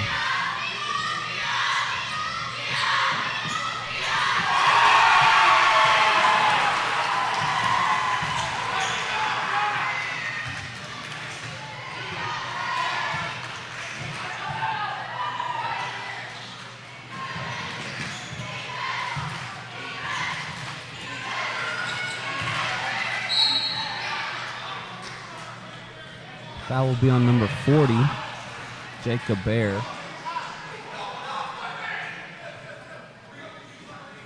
As he caught it on the floor with 2 hands in his back.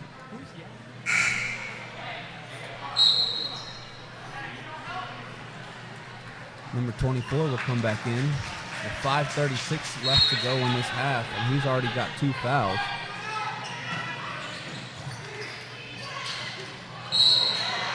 Good dump down pass, but it'll pick up a foul on number 11, Ashton Canelo.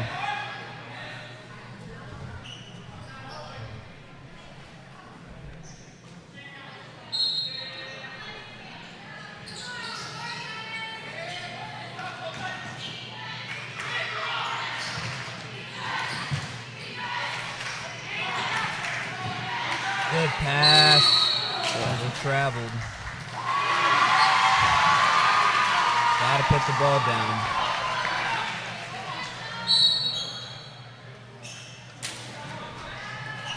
Timeout Meadowbrook. Could just be a restful timeout for his own players. Could be something that he doesn't like. Johnstown's just got to calm down a little bit right now. Feel like they're in rush mode. I don't understand his choice here. I don't know why the little white boy's not in for guard.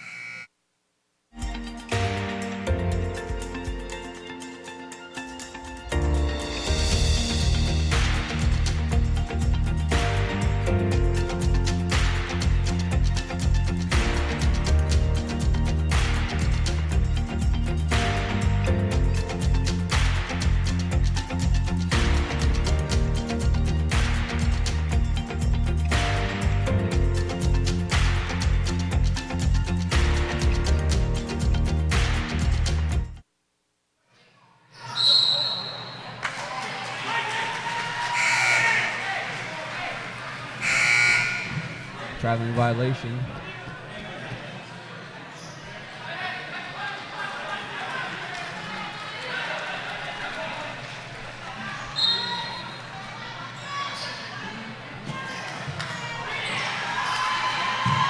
As they throw it away, but then so does Meadowbrook, gives it right back to him.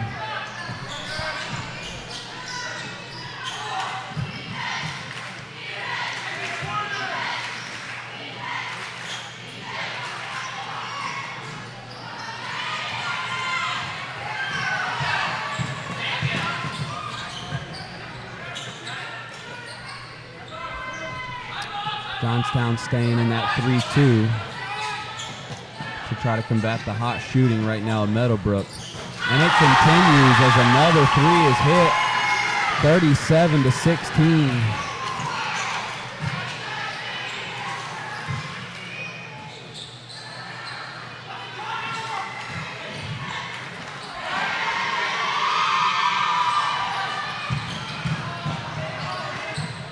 Smart move to pull it back out from Meadowbrook by number 11.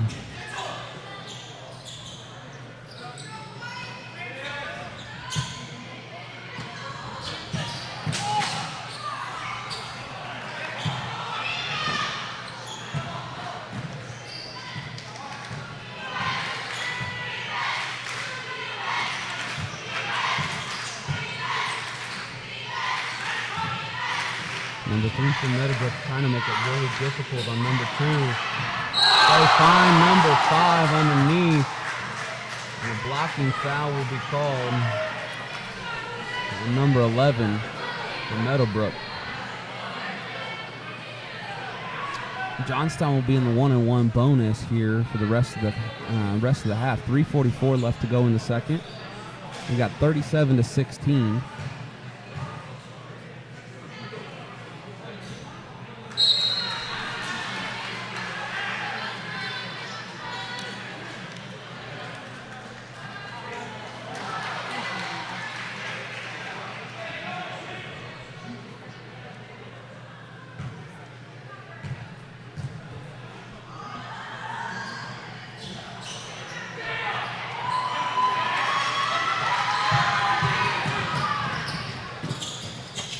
Pass ahead.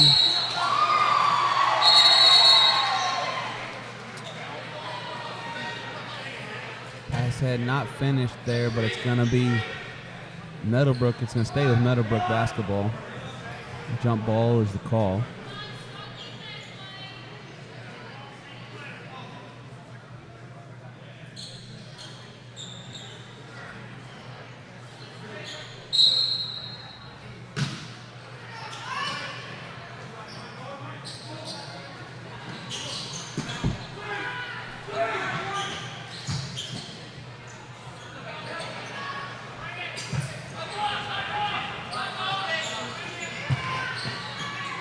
Meadowbrook working the ball around here.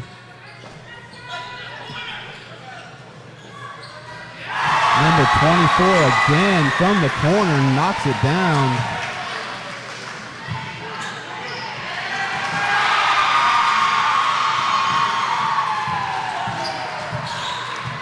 I think right now you got to find 24 and let him shoot another one. He made his last like 5 or 6. Oh, they missed him underneath too on that play. Good play to find him, but he's a little strong. Jump ball and it'll stay. Oh, foul call. Foul call and it'll stay with Johnstown Christian here. It'll be 1-and-1. 5 being the shooter. Johnstown Christian's going to take a full timeout here. Johnstown Christian's going to take a full timeout. 40-16, 2:43 left to play in this first half. We'll be right back.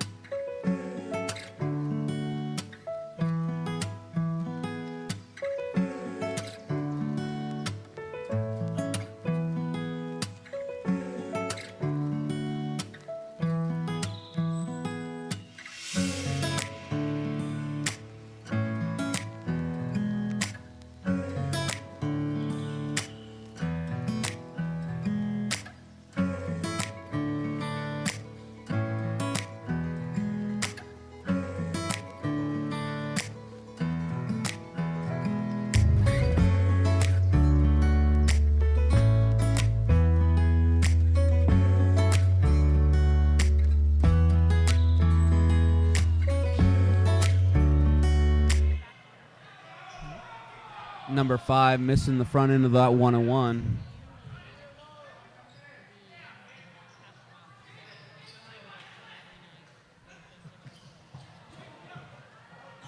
Good defense, help defense there by number 2 to step in and poke that one away.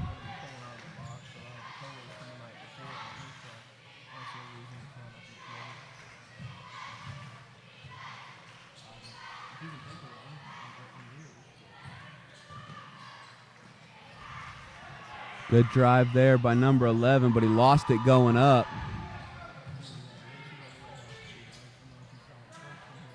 Number 5 makes the jump shot in the corner. Everything seems like it's falling right now for Meadowbrook.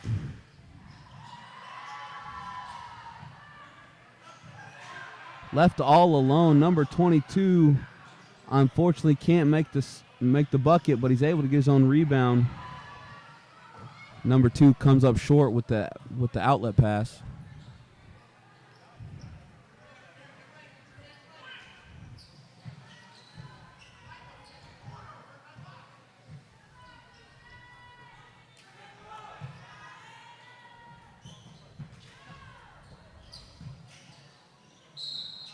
Double dribble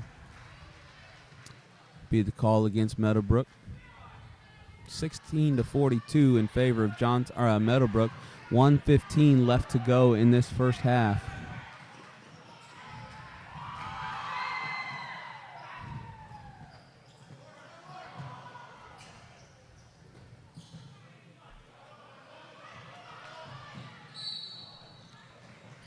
Foul on the floor.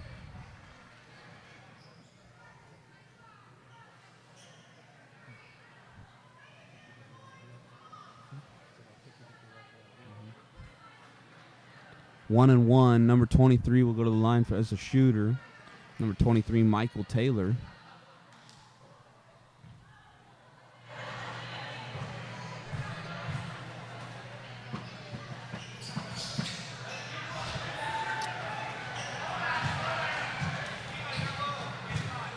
And unfortunately for Johnstown, they miss again the front end of the 1-and-1.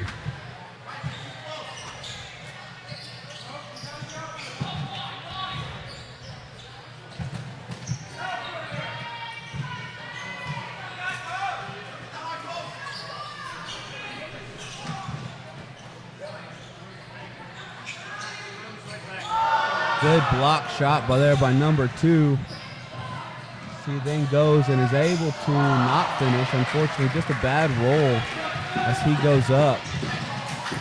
Great way to avoid the defender by going to the reverse. Just a little bit too much English.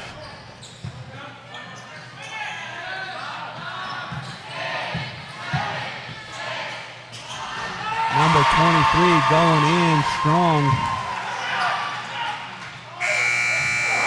And number 2 almost making that half-court shot, three-quarter court shot to end the half.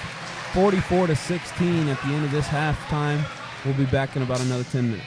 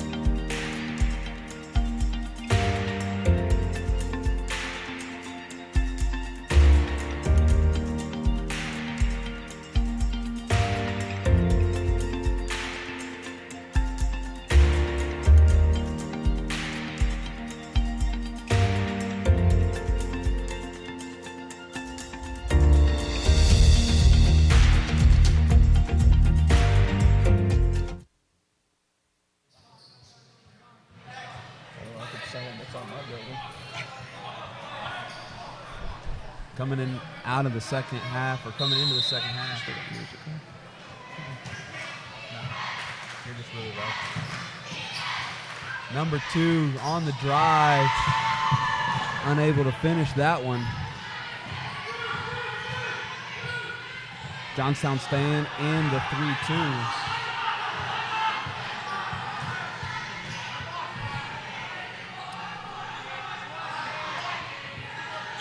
Nice pass and cut. That all opens up too because of the 3-point shooting that Johnstown or Meadowbrook has had.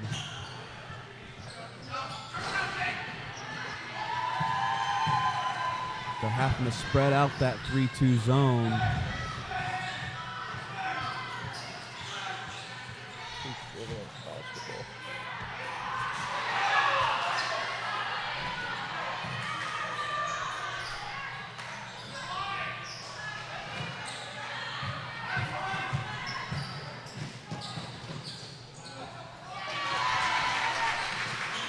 They find number 2, Deontay Coleman, in. Timeout Meadowbrook as Johnstown went to a press there.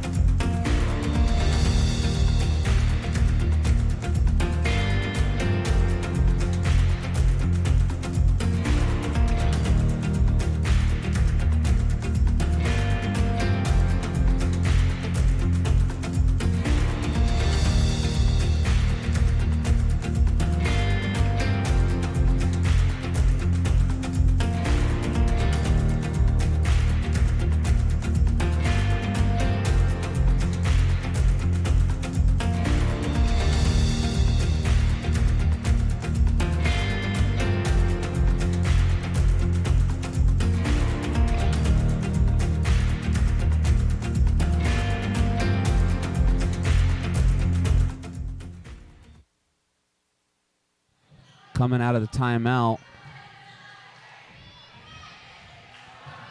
See how Meadowbrook handles some of the pressure. Johnstown looks to be a lot more focused coming into the second half. Putting in some good work here defensively.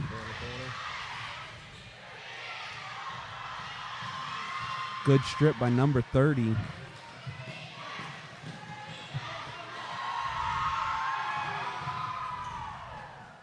And a good finish by number 11.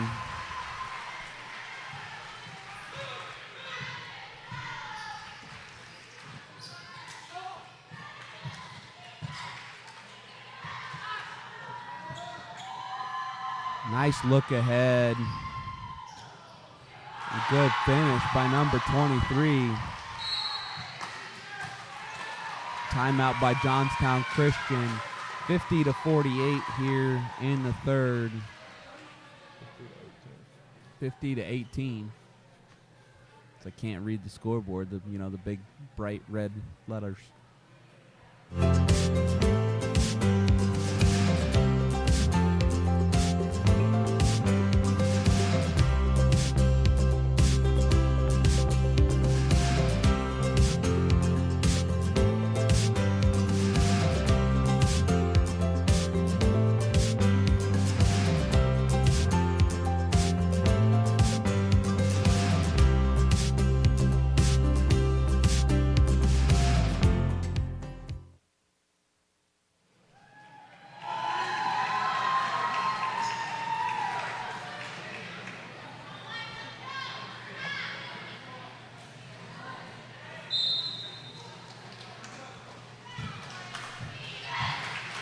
Meadowbrook coming out in a 2-3 to start this second half. Good skip pass to the corner to find number 30 for 3. Great skip pass by number 2, Deontay Coleman.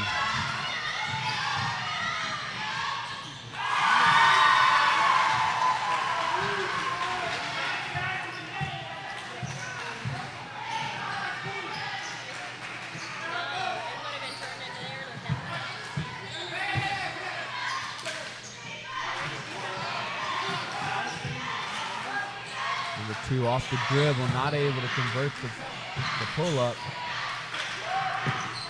Good offensive rebound. Another offensive rebound.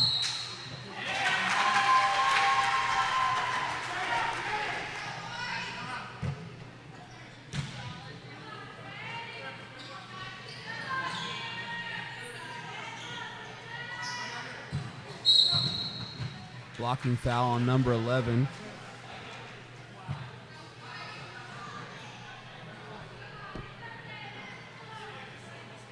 First foul of the second half.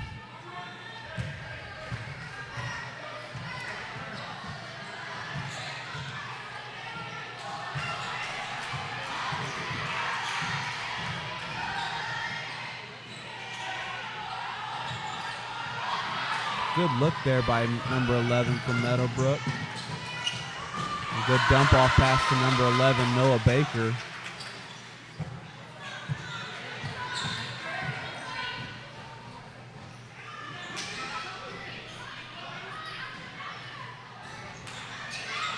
Number 11 getting his own rebound.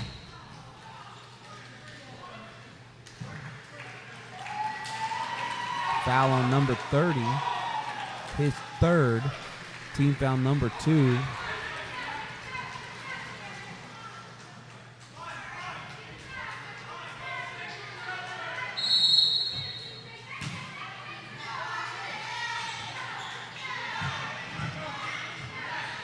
Find number 24 who had the hot hand in the first half. And he continues to have a hot hand.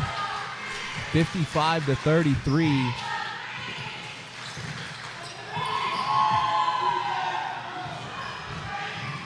Good pass ahead, but just a little too far out on the outlet pass.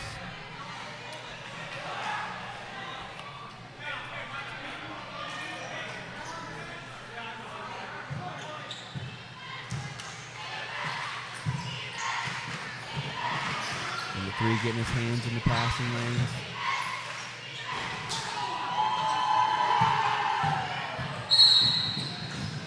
That'll be a technical foul on Johnstown Christian, the assistant coach. Be a bench tee.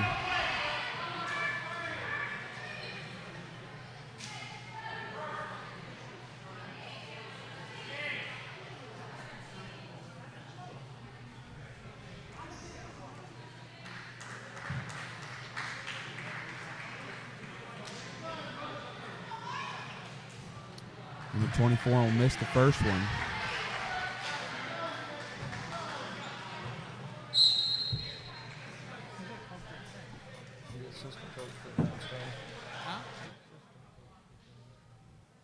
Number 24 has another opportunity to make one of 2 from the Tech.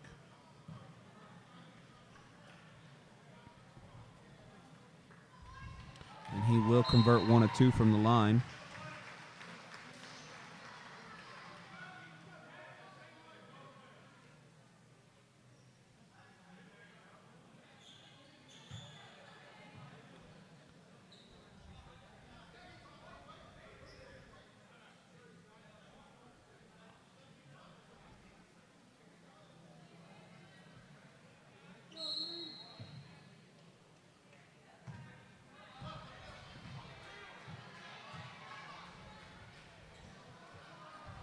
Good hands there by number 22 from Johnstown to knock it out of bounds.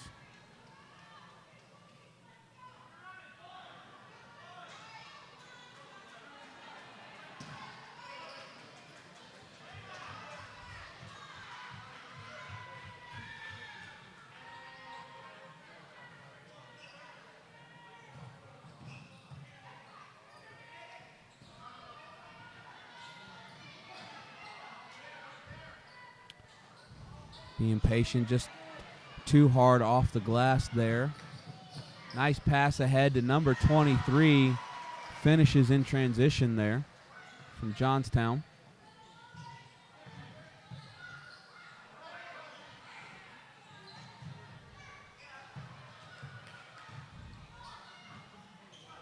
Looked like that was just had a little bit of a piece block on that by number 22.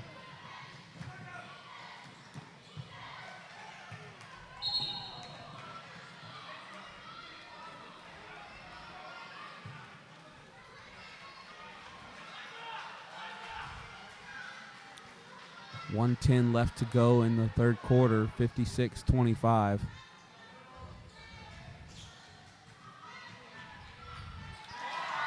And the hot shooting continues for Johnstown Christian as number 5, Levi Erb, makes another corner three. Good take by number 11, Noah Baker.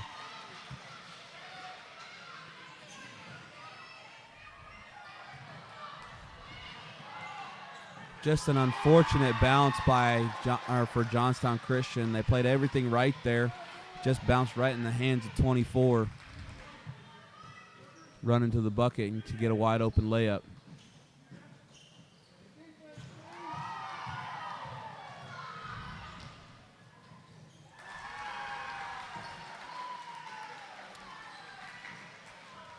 "12 seconds left to go in the third.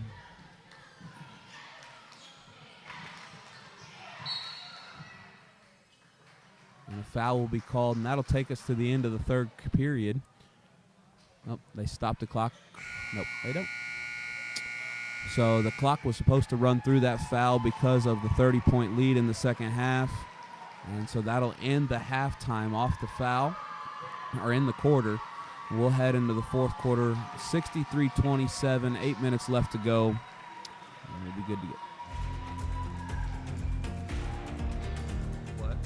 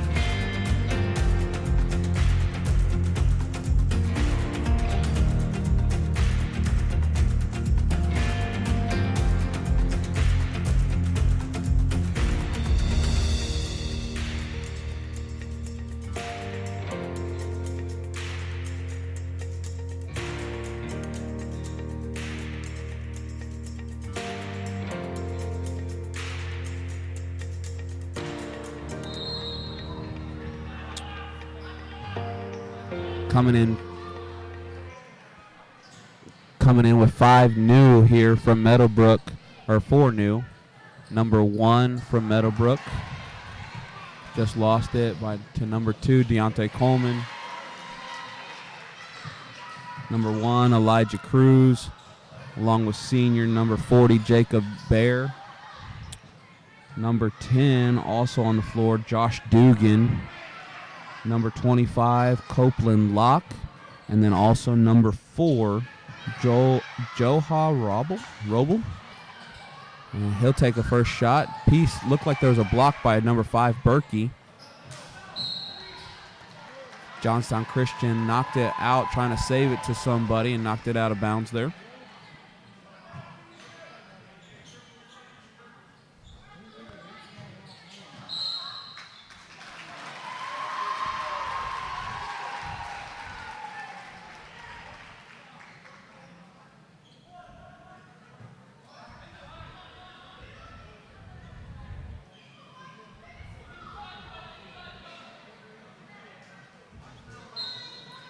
Again, score 63-29 here. If you're just joining us or tuning in, Meadowbrook got off to a real hot shooting start in the first half. Hit quite a few threes in the game. Multiple guys with 2 or 3 threes. Good play there by number 1. Couldn't miss, or couldn't grab onto the initial pass, but was able to save it off of number 5's foot.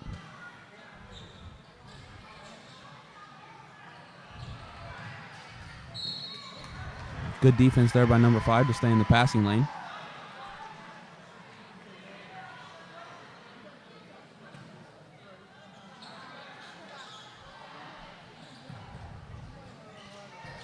Number 2 with the steal, going to be able to push it, and he'll finish.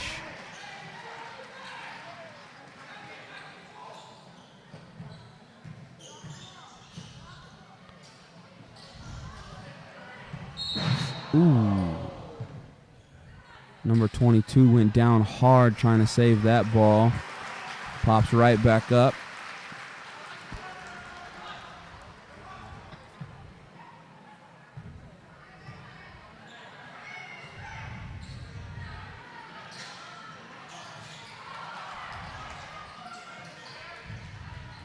Number 11 with the strong rebound.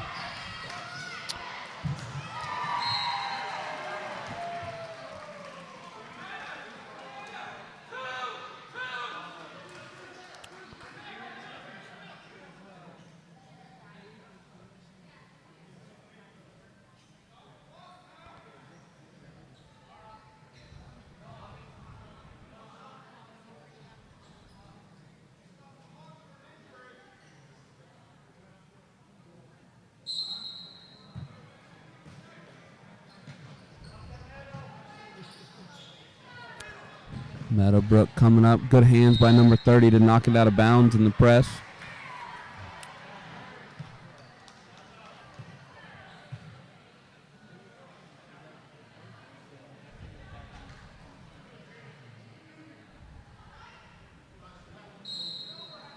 So as this continues, the game will end here just shortly. Meadowbrook will take on Northumberland Christian tomorrow afternoon at around 4:30, and they'll play in the semifinal to see who gets a chance to go play for the ACAA championship on Saturday. And that will go through our games today, our quarterfinal games, as Meadowbrook advance both in girls and guys, and then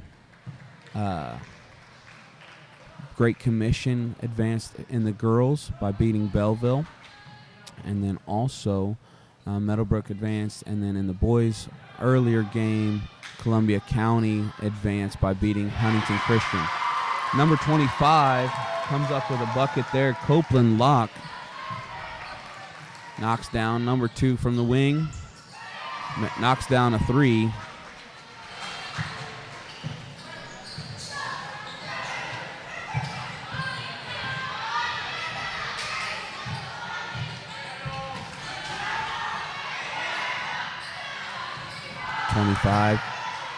Then try to get a second one.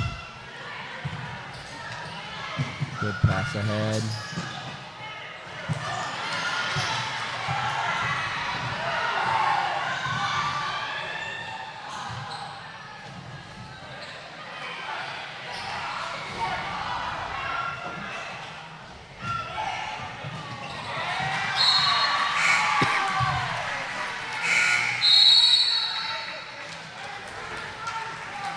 Out of bounds. Looks like Johnstown Christian is going to take a timeout. 2:18 left to go. Final score 65-36 here. I believe Johnstown Christian is going to sub in. They will have the 1:30 game tomorrow as they'll play against Huntington Christian.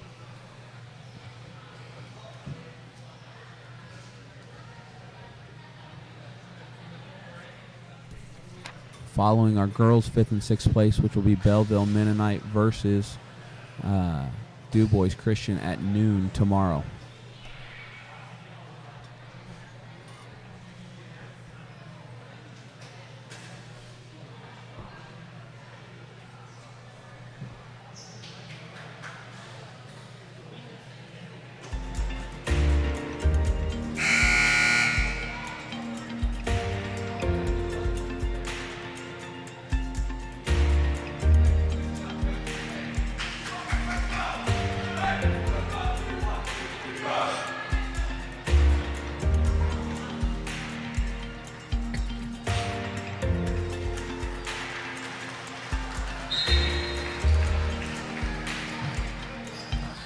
Coming in for the first time tonight, number 20 for Meadowbrook, as number 10 makes a three.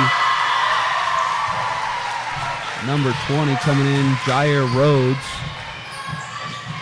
Good assist for him to get on the stat sheet this evening. Also in for Johnstown Christian, number 10 who just took that shot, which is Elijah Williams. Also number 1, Jacob Taylor, and number 34, Samuel Riberek.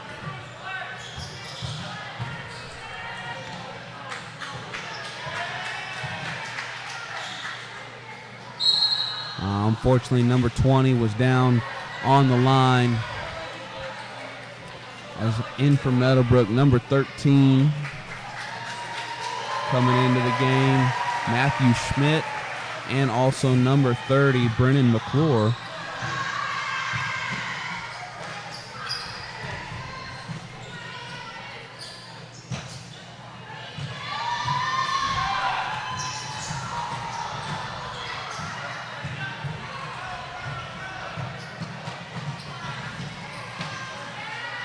Deontay Coleman makes it with that layup. Bypass from number 12. Shot in Rose Acosta. Kiting Acosta. Turnover there by Meadowbrook.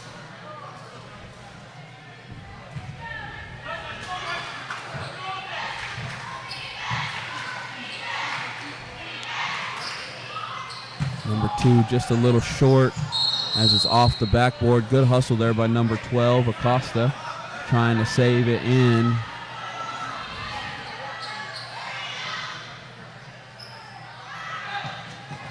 .16 seconds left. Deontay Coleman with the interception. Passes to number 1, who knocks down the layup. Good layup, good play there. Meadowbrook will win 68-40.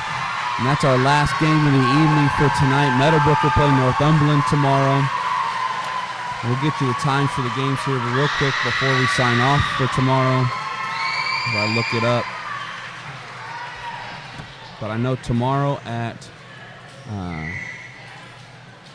noon is our first game, and it'll be great Belleville Mennonite girls versus Du Bois girls.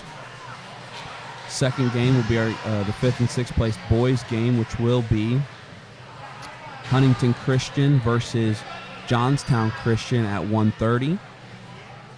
Then following that, the girls semifinal will start with Northumberland playing Great Commission at 3 o'clock. Followed that will be Northumberland boys versus Meadowbrook Christian at 4:30.